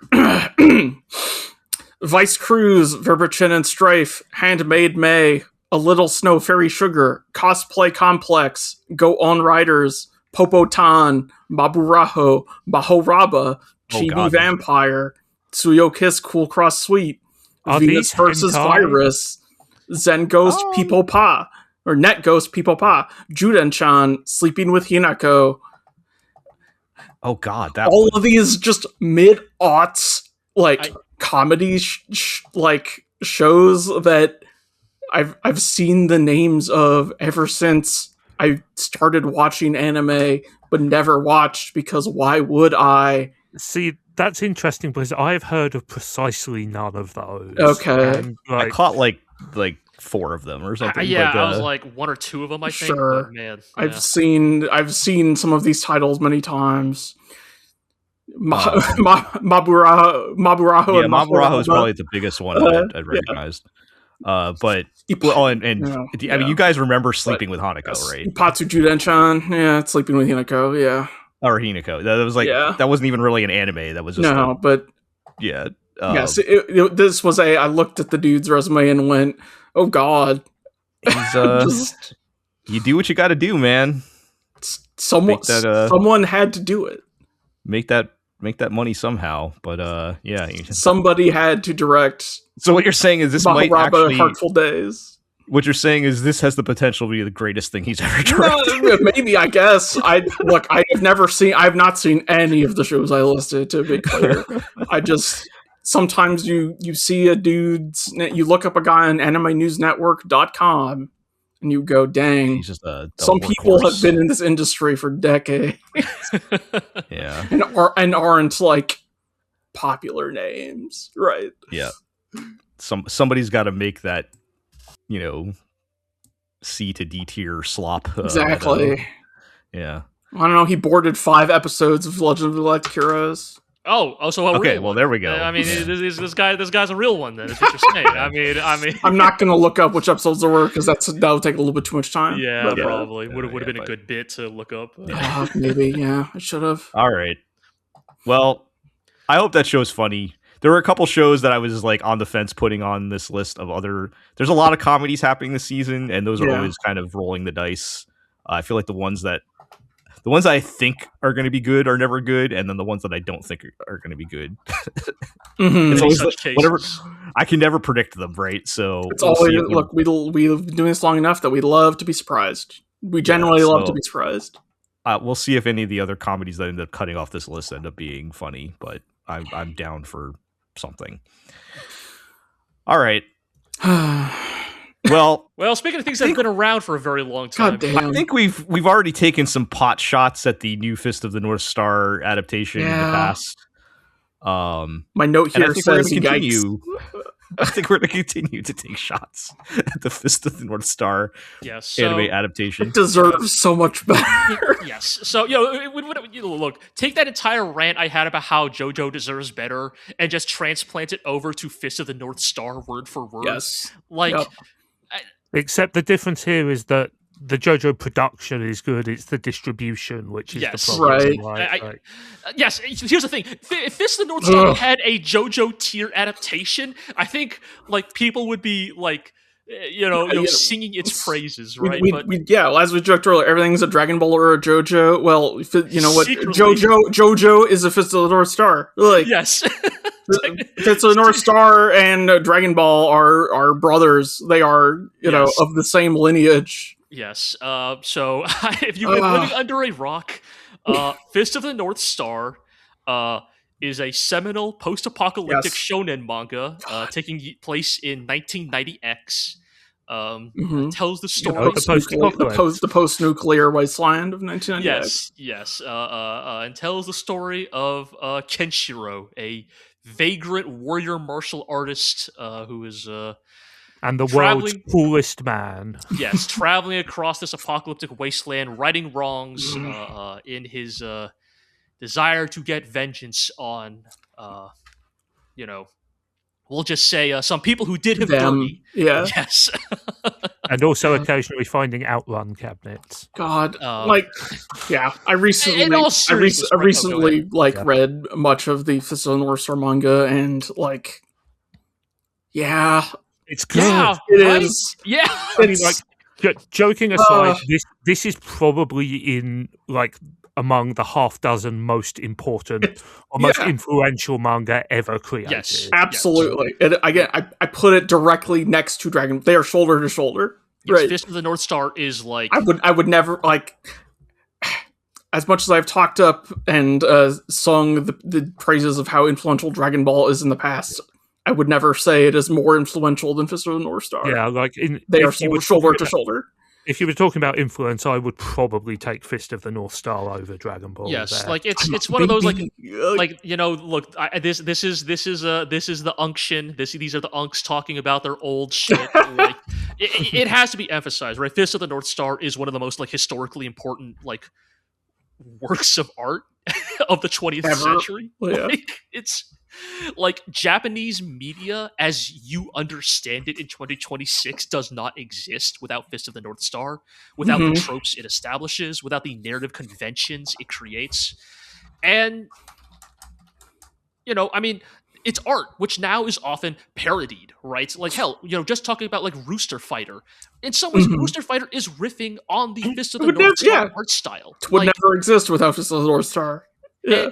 And I mean, we were talking about JoJo. Like, JoJo is, for the first couple of parts, at least, an unapologetic. Oh, absolutely. Yes, I was unprepared for exactly how close it is. Yes. Like JoJo is just a Rocky was a shonen fan at the time, but also liked fashion. Like, that's just how you get JoJo, right? It's just one of the person and who also made music. North Star like fashion and music. But this is all to go back to. But also, if you want to talk about what doesn't surprise me, like in my heart of hearts, this new adaptation of Fist of the North Star does not surprise me in the slightest, right? Like because here's the thing, right? When I say JoJo is a legacy franchise and deserves like a certain amount of like respect and attention, that is also in terms of its like mainstream appeal, right? JoJo is, in some weird ways, almost a household name in anime. There is a certain echelon of like what we shall call classic work that is like so old, so foundational. Right. The kids are not reading Fist of the North Star. Like, no. They are reading the children of Fist of the North Star. They're reading the great-great-grandchildren of Fist of the North Star. They're reading the grandchildren of Fist of the North Star at this point. And so it breaks my heart, but like Fist of the North Star is not a name that gets butts in seats anymore. And so it's not surprising that this is being dealt a similar fate as the much maligned Berserk anime from some years ago, right? And I think the thing you can sort of compare between the two, despite the fact that, Fist of the North Star is classically referred to as shonen, we also have to remember that the definitions of shonen have evolved over the decades. The boundaries have shifted. Fist of the North Star and Berserk are sort of a similar, despite being years apart, to be clear, they are a similar kin in that they are hyper-violent, very machismo-driven, tales of tragedy and martial prowess, right? Like, they are, stories about hard men and the hard things done to them. And also famous for having, like, really impressive or technically impressive or complex art. And just kind of in a lot of ways, like, not a good fit for what modern anime production is. And I mean, I would say that a key part of the appeal of the Fist of the North Star manga is the very sort of scratchy, earthy art that gives it its sort of very rough and tumble feel. Does that make sense? Yes. Right, and so if we were to, like, similar to our conversation about which Hat Atelier of all things, in some ways I feel that way about Fist of the North Star's art as well, right? It's and also, there's the problem that, like, every angle, every, like, scene set up, every sort of reverse shot of Fist of the North Star has become super iconic, right? And you've seen it done to death a million times at this point. But I guess to bring this all back, like, this all CG adaptation of Fist of the North Star, this is not a Studio Orange B-Star situation. This is not even a David Production finally figured out CG horses situation. This is firmly a Berserk 2016 scenario. Like, this is... Look, when we say all CG anime, we mean it as a pejorative. Yes, like, this is an ugly-looking anime. Like, this has none of the art, none of the... And to be clear, I do not want to denigrate the people who worked on this. I understand that, like, this is probably not the Fist of the North Star anime they wanted to make either. But it's... I don't want to say it's devoid of art, but, like, it's a very... it's such an overused term, but it's a very soulless portrayal. Right, let me try to explain it the way I was looking at it. I went back and looked up the 2010 PS3 game that was like the Dynasty. The one by RGG Studio. Yeah, that was where my joke about them finding outrun cabinets in the wild. And I'm pretty sure that the cutscenes in that game look at least as good, if not better, than this anime. And by that I mean I'm not even necessarily talking about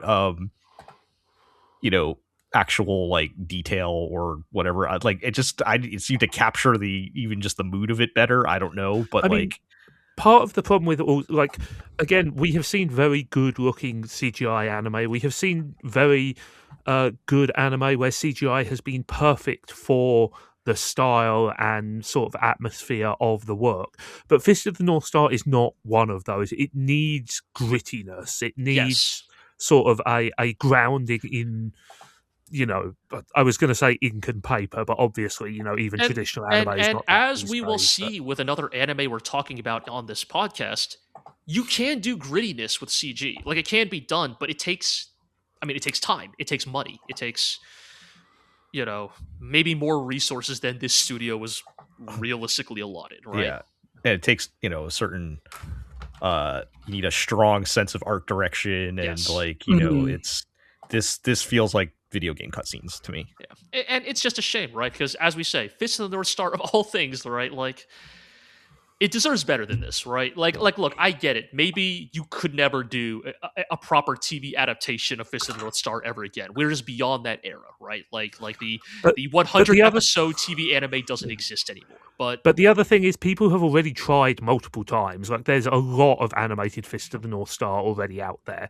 Yes. Granted, there's not one which adapts the manga from beginning to end, but guess what? This isn't going to do that either. Yeah. Doesn't the original anime try? Or, the original... there's so much anime original filler in that. Yes, of course, but, My weird notes on this adaptation is first of all, Gonna Build Fighters is Yuki Hayashi's doing the music. Okay, hold on. That's an inspired choice. And then, as far as my research could tell, and maybe this is a dude with the same name, maybe it's not. The director of this is Hiroshi Maeda, most noted as a tokusatsu stuntman. There must be a same name thing, right? Like, maybe, but then the other credits for somebody are so non-notable. If I split it into anime only credits, it's so nothing that maybe that's the reality of what this adaptation is, right? Like, it's such a thoughtless thing but if Anime News Network lists them as the same person. So all right. Iro, hang on Annie chart, it's saying he's director of photography on 3 episodes of Macross Zero. David, remember Macross Zero? Sure. I barely remember Macross Zero. Photography on an episode of Popotan. I don't know if anyone remembers that one. Mentioned earlier by the Kujima director. An episode of an Initial D 4th Stage. And director of photography on Sosei no Aquarian, first original series. Right. Well, but then you're right. And then... Yes. And the reason I did not dismiss this out of hand as this must be conflating different people is because it is Fist of the North Star, and it is a weird CG thing. Right. There is a certain amount of sense in casting, a stuntman, a choreographer as a director for a primarily fighting-focused anime, right? It's right. And so maybe this is mistaken identity, but if it is Tokusatsu's Hiroshi Maeda, noted suit actor, he was the Red Tyranno Ranger, in Aber Ranger, in Jew Ranger. Oh, in Jew Ranger. And then was O-Ranger, and then went on to be the main Red Ranger stuntman for Power Rangers, not Super Sentai. Sure. Huh. There was a period where they were bringing over a lot of the Japanese. Yes, and doing a lot of a fair amount of original footage too, right? Until like Ninja Storm, until 03 ish. Until production moved to New Zealand, basically. Right. Did a lot of work. Did work in Garo as well, and Kamen Rider the first, and Kamen Rider the next. Sure. And Kamen Rider Dragon Knight. So yeah, I feel like that tells us very little. Yeah, I mean, yes. I just wondered, is this really? Is this really that guy? Right. I mean, it's interesting, but like, even if it is, it's like, I feel like that. Whether you're a good anime director or not, does Tokusatsu choreography actually translate to Fist of the North Star? Yeah, not really. I would say not remotely. Oh yeah. It was just a thing where I went, is this that guy? Well, if this is the same person, a strange career path. Yeah, I've seen weirder, so you know. It's true. Yeah. All right. Well, I don't know. Like, I just didn't think I'd get to say Kamen Rider Dragon Knight out loud today. I agree with you guys. I have very little like direct experience with Fist of the North Star. I never actually read the manga or watched. I've seen some of the anime, but like, but I very much appreciate its like historical significance, right? And it deserves better than this. To me, it's like I was thinking about how like I feel like even just making any remake is going to be a losing battle, right? I was thinking about right. Because that's that like sort of 80s style of the original anime. So like, even if you're talking the anime, which the kids have used the memes from the anime here and there. You're already dead. Nothing. But you are already dead. I don't know. Just like that's very specific 80s look is so ingrained and associated with Fist of the North Star to me that just like any modern, even if they were trying to pay homage to that or whatever, would just, it's kind of like Legend of the Galactic Heroes when they did DT. Like that was just not hitting with me the same as the original OVA, right? So yeah, I don't know, but it deserves better than this. So what if Mad Max did Kung Fu? I mean, yes, like yes. It is literally what if Bruce Lee was in Mad Max? Was in Mad Max? Yeah, yeah. I was going to say for all the way we talked up about how Fist of the North Star is like one of the most influential works ever. It's a genre prestige. Like but also it's Mad Max with Bruce Lee. Yeah, it's 75% the Road Warrior. Like, yeah. What if but it gets filtered through a certain lens that makes it new, and then that becomes influential to other. Yeah, right. So anyway, we're already dead. All right, let's talk about Go For It Nakamura-kun, or Ganbare Nakamura-kun, if you will. So this, I don't know if you guys have seen the manga for this at all, whatever, but this is, to me, it looks like what if you had a Rumiko Takahashi manga, except the main character was a gay boy. Okay. It certainly has that vibe. I mean, I will say that like the manga has been like a favourite of I was going to say the LGBT community, but just like manga aficionados in general for quite some time now, honestly. Yeah. It's kind of been one of those titles that's been bubbling under for a while. Yeah. And so I feel like maybe it's not exactly Rumiko Takahashi, but it feels like it's definitely got that vibe. Yeah.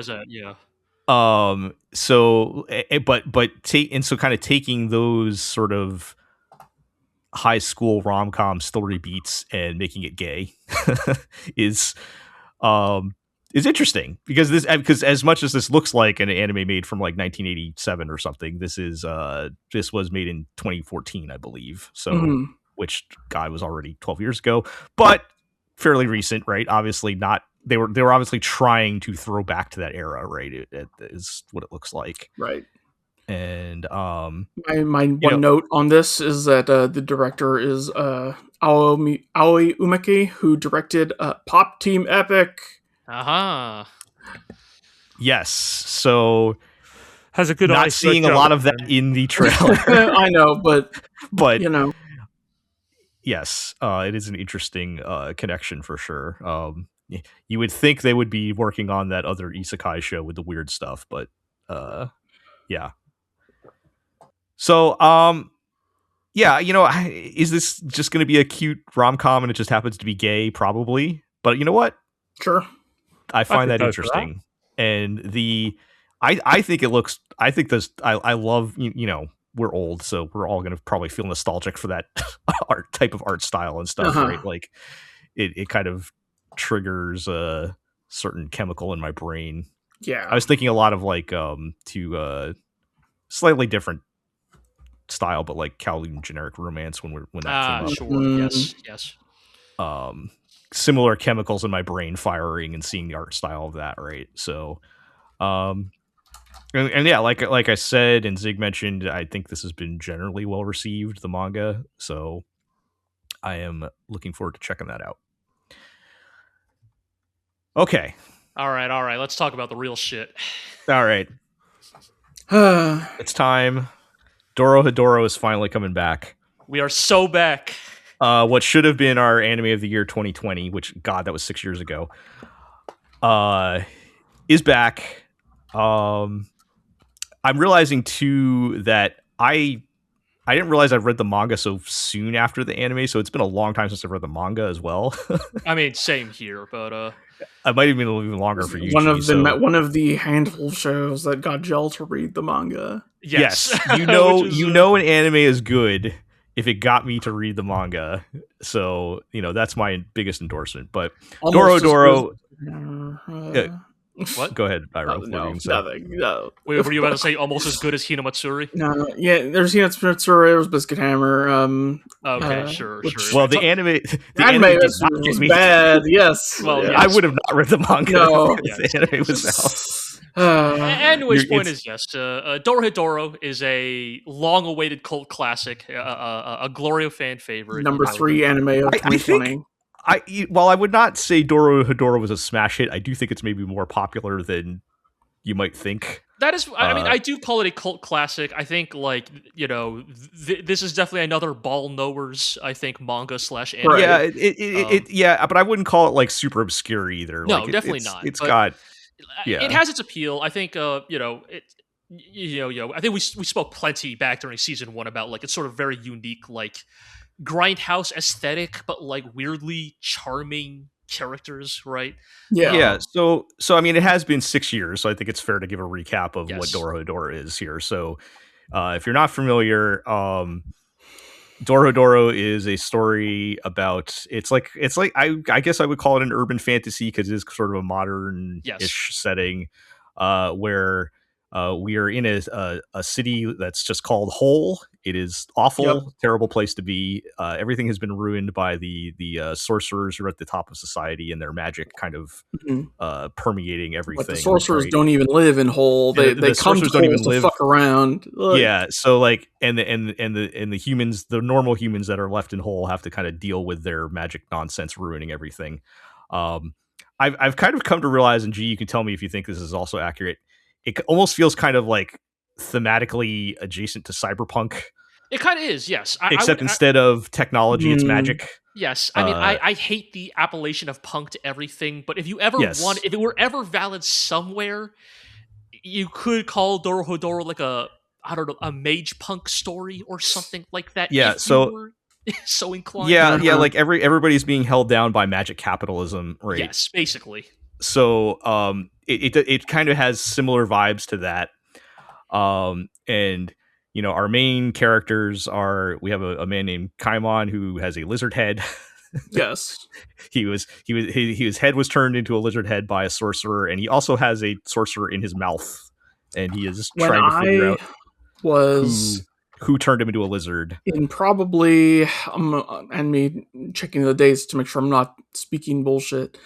And probably manga started in 2000, and probably 2005 or 2006 maybe. I knew a dude who tried to get me to read DOROHEDORO under the premise of there's a dude with a lizard head and he swallows people's heads to make the people ask his throat if they're the wizard who made his head into a lizard head. Man. That's accurate. Yep. That is 100% and I was 100% like, accurate. Okay, dude, have you heard about Bleach? Yeah. Because it was 2006. Yes. I'm not going to hold it against you, Iro, but I was young. Yes. Anyways, I think this is like really anticipated because yes, this is a continuation of the story where it left off. Where we'll just say, a great shift in the status quo has happened between Kaimon and Nikaido, the sort of deuteragonists of DOROHEDORO. Yes. Okay, you say there's been a status quo shift, but the This is DOROHEDORO bumper told me that they are friends after all. So, yes, I mean, well, the one thing that doesn't change, DOROHEDORO are the friends we made along the way. Yeah, and I think like. Thematically speaking, right? DOROHEDORO is like a deeply despite it's like very much intentionally like grimy, grindhouse aesthetics, right? Everybody is dirty and slimy. You can tell everybody in the show smells bad. There is a layer of grease upon it all. Right? Everybody is just kind of gross, right? Even the characters like Nikaido and Noi, who are meant to be smoking hot, are kind of gross. Meant to be. Yes, my bad. Are smoking hot. Yes. Yes. My bad. Shout out to Q Hayashida. But I think like it's in spite of these like this sort of like aggressively ugly aesthetic, intentionally ugly aesthetic, the characters are all really, really charming. Right? Yes. Like, there is very much an "oh, you crazy kids" vibe to, like, DOROHEDORO, right? It is a show where everybody is kind of a shitty dirtbag to each other, but, in that fun, charming way, right? They shit on each other, but also they'll play baseball together. But they are friends after all. Yes. Yeah. It's like, okay, so like if you just describe in words the show, and I'll note it is also like extremely violent. Oh, of course. like extreme graphic violence. If you can't handle that, like it's funny, like it's not like, but it's very graphic. It could sound like a very sort of like dark, edgy show or whatever, but at the end of the day, like what you guys know, what do I love the best? I love comedies with lovable dirtbags. It's your signature style. Black humor, but the good kind, which I think there's a lot of that in this. Mm-hmm. And you put that on top of some like just fantastically fun world building. Mm-hmm. Like all the magic is so like weird and organic and like right. It's like what every mage has one element specialty, and this element can range from fire or whatever to like mushrooms or lizard or like the boss sorcerer can turn people into mushrooms, which is a very powerful ability. It turns out. You want to see some fucking shit with mushrooms. But yeah, and I think it's such an eclectic like everything we're talking about, right? Like the characters, the personality of it, like the aesthetics. It's a very like, I mean, I don't want to say it is unique. I don't want to say there's nothing else like it, but there is a little bit of like there isn't a lot out there like DOROHEDORO, which is why it's like the combination of elements is very unique. Yeah, which is why I think we've all been like, especially me and Shell have been so excited for this and have been holding, the vigil for this for so many years, right? It's also because, like, to their credit, like, we didn't even say, right? But like, this is a pretty heavily CG production, right? But Mappa makes it work. Like, they have gorgeous 2D backgrounds by the Tekkon Kinkreet artist. Okay. Who handled all the background art for DOROHEDORO.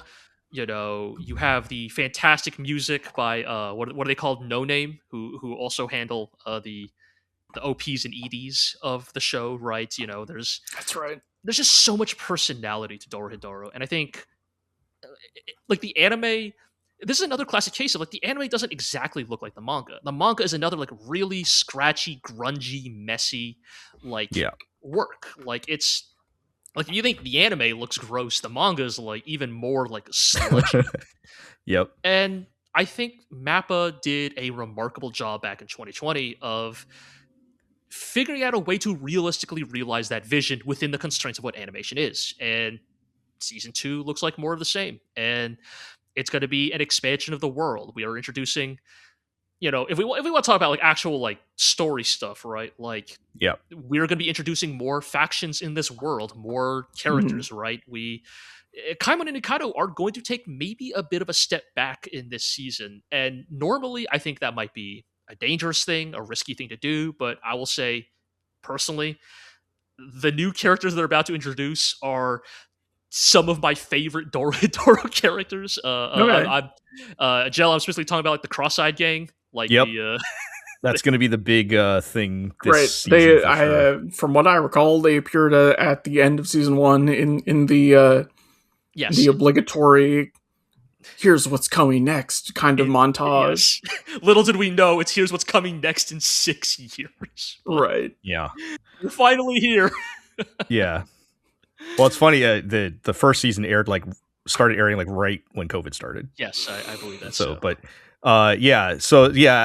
Hey, this is one of the rare times I know what's going to happen in the manga. Right? Yeah. So, I think it is an example because I've even in season 1 I always looked at DOROHEDORO as ensemble. Like, yes, on paper, like Kaimon and Nikaido are like the main characters, but like obviously Shin and Noe are very strong, and yes, the End Gang are very strong presence. Yep. They all have. I'm happy for all if any of them are getting screen time, right? And I think that's only going to apply further when we kind of bring in these new cast members because they're also very fun. I think I now understand you guys having the curse of reading the manga. Yeah. I think season 2 is going to be great. If there is more, it might get a little shaky. Things may get a little shaky in season 3. In another 6 years from now. I recall when the manga was ending and G complaining about I think I would say the like overall overarching plot is not DOROHEDORO's strong point. No, I think but I don't. It's not super important either. Yes. I would say I don't dislike the ending of DOROHEDORO. I will just say, there's still a lot of good stuff coming along. Yes, so I think season 2 is probably some of the best DOROHEDORO. I might actually, I didn't want to go as far as we're gonna top that baseball episode. Well, okay. Maybe not on an individual episode. We'll see. Nothing is going to beat Johnson enter speed mode, but can one ever truly top a baseball episode? Yeah, but I would say I think season 2 will have some really, really fun bits. I think the story arcs that we will probably see in season 2 are some of the best peak DOROHEDORO content, which is one of the many, many reasons we're looking forward to this, right? Yeah. We'll get new characters. We'll get some more. I don't know if we'll get to. I don't want to spoil stuff, but God, this is hard. How do you guys do this with? Now you see, right? Yeah. You constantly can't help but like want to talk about stuff that's coming down the line, but it's like there's like some things it's probably safe to talk about, and then other things it's like I probably shouldn't say that. But there'll be. I think there'll probably be some more status quo shakeups. Definitely. And it's all going to be very fun. It's if they keep the same vibes. The OP just came out like today. It's a banger already. Oh yeah. I'm just so looking forward to this. So it's going to be tough to top this for me. I think if it pans out the way we're hoping. So all right. I think that's going to do it. We made it. Pretty packed spring season, and a lot of stuff I'm interesting stuff. Unless we're announcing our potential backlog projects, I think that's plenty of anime down the pipe. We will see how many of these make past the 3-episode test. I think a lot of them will not. That's fair. I think there's a lot of stuff which could go one way or the other here, right? And we always get surprised by something, right? Yes. So yeah. What are you guys real quick? What top picks? What are you most looking forward to? I think mine is obvious, but right. Yeah. I would probably say which Hat Atelier just to see how they do with it. Really, I'm looking forward to Daemons of the Shadow Realm Yomi no Tsugai as just a solid. Yeah, I can enjoy this every week kind of show, right? Like, I don't think that's gonna blow the lid off or anything, but I'm also looking forward to Go For It Nakamura-kun, just because, I've heard the positive buzz, the word of mouth, and, I always like a fun, cute romance show, so... Yeah.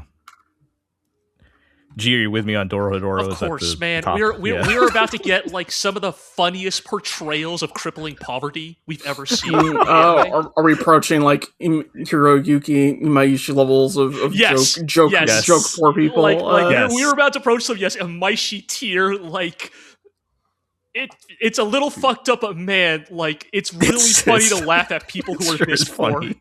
Yeah. It's gonna be so good. All right, well, that'll do it for this episode. So let's just get to our housekeeping. You can check us out at theglorioblog.com. You can follow us on Blue Sky at GlorioBlog. You can subscribe to the podcast on Apple Podcasts, Spotify, Amazon Music, Podbean, Stitcher, and of course YouTube, where you can like, comment, subscribe, ring that notification bell, all that good stuff. Make sure you check out Blue Mondays. Yeah. That's still. Do you guys have? Where have you left off on that? They've finished the TV show. Yeah, we've done the TV. Yeah, you've been done with that, right? You did the manga, and we've done the standalone non-canon movie now. Good night, sleep tight, young lovers. Yes. We are probably going to be on hiatus for a couple of weeks because Aquagaze is busy with various real world stuff there. Yeah. But we are planning when we can schedule it to do the 3 High Evolution movies which came out in the last 5 or so years. Because they are the last thing that is left undone in the sort of that are tangentially related to the original show. So, and they never made any more 7 There's no sequel. Yeah, I mean, ever. Look, we're already way deep in the rabbit hole, but again, scheduling a little bit unsure, but we do plan to get to that ASAP. Yeah. Okay. Well, stay tuned for that. Then tell your friends, tell your enemies. And we'll catch everyone next time.